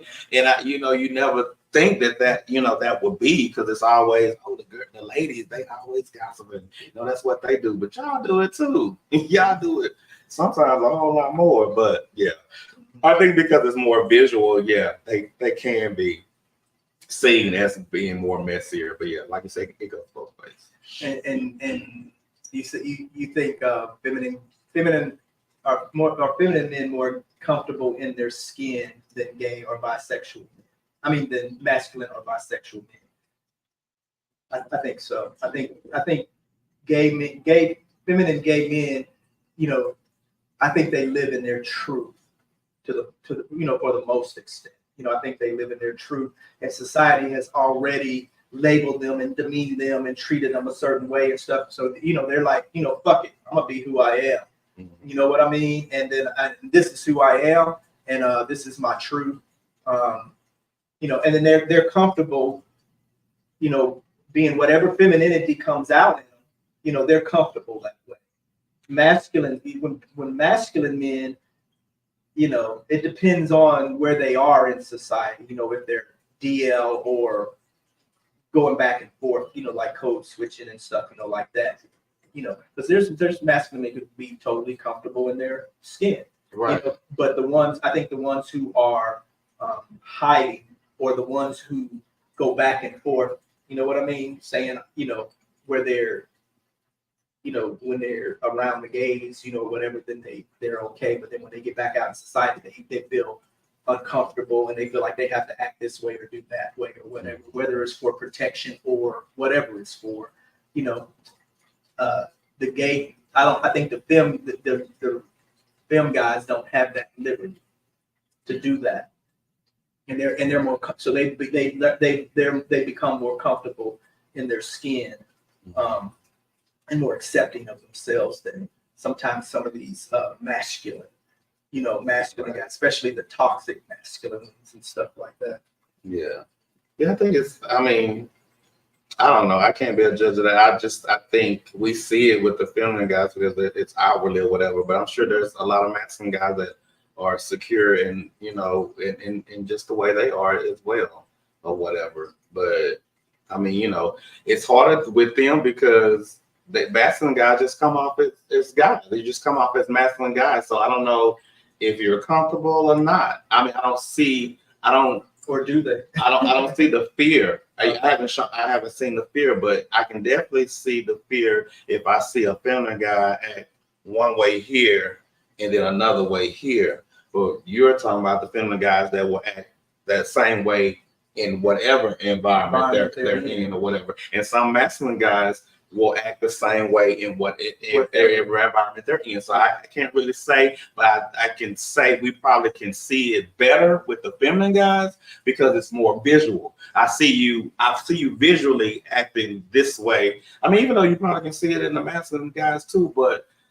I don't know. Sometimes I think they have a better way of hiding certain things better. I think if they're acting, then they're not living in their truth. If you have to act, if your masculinity flows naturally, then yeah, that's the way. If you're naturally masculine, it's not going to be toxic. It's not going to be hyper. You know, Right. it's your natural masculinity includes some femininity in there too.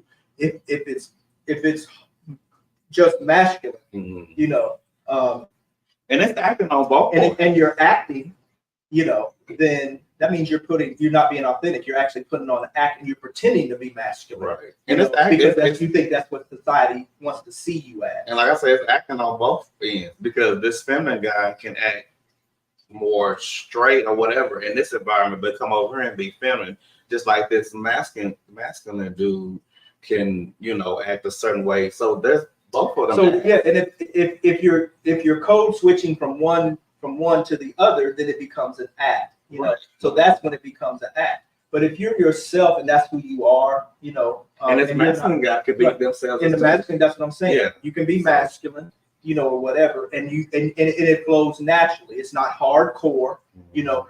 It's just a natural flow. But if you're acting, if you're pretending to act masculine or straight or you know, act something. feminine. Yeah, Yeah. I just said Yeah. that. Mhm. You know, if with the masculinity, if you're doing that, then it's an act. You know, Right. and then you're not comfortable in your skin. But on the whole, what I'm saying is, on the whole, I see more feminine guys more comfortable with themselves, and I do see masculine guys in the gay in the queer realm. Right. You know, And I'm saying I don't know. I see it. You know, because those, you know, the not all, but you know, the feminine drag queen, you know, the feminine guys and the drag queens and the butch lesbians, you know, all them stuff. Those are the ones who are out there fighting for our queer rights and on the front lines and stuff, you know, like that. Some masked guys did that too, but you know, it was more how they would be perceived, you know, and still it's kind of like that now with masculine. It's this perception of how I want to be seen. Not all, you know, but I see more feminine guys more comfortable with themselves in society, you know, floating through society than I do masculine guys, than masculine guys are. And so a lot of times masculine guys, even some of them will say, I've heard them say that they don't think that they're really accepted in the gay community because of their masculinity, you know, or whatever also. And I guess it depends on what you think masculine is, because I think we're masculine. So I feel like we're out there fighting or whatever. I'm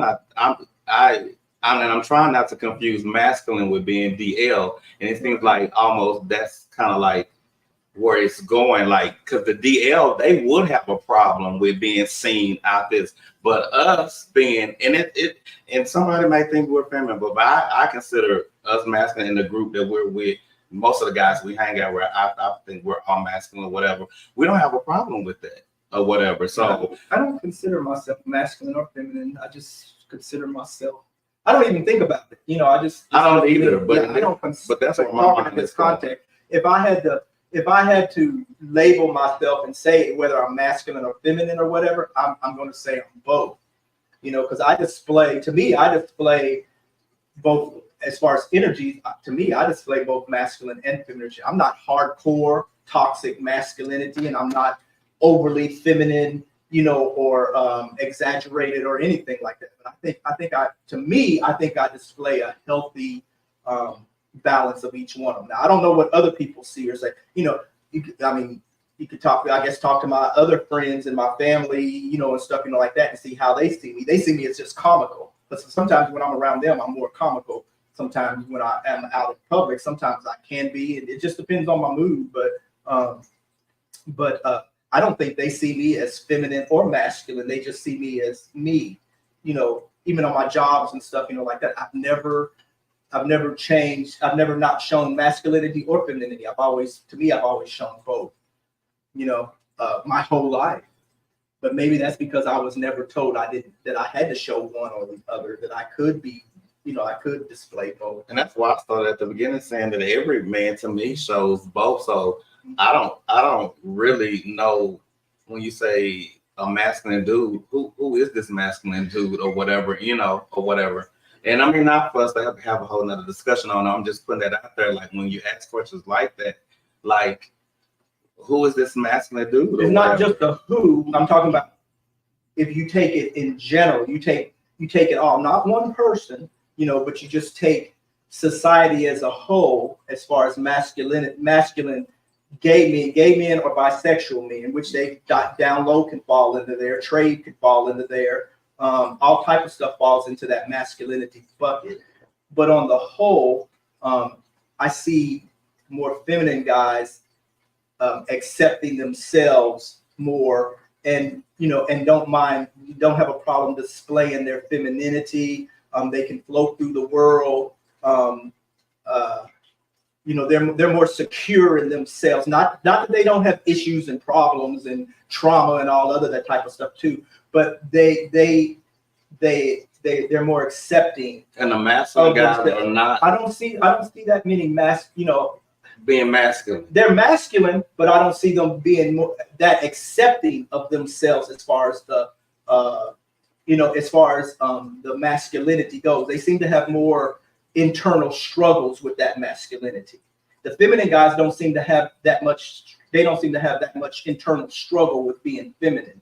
But masculine gay guys, they tend to have internal struggle with themselves. About because they have to portray this masculinity thing or whatever.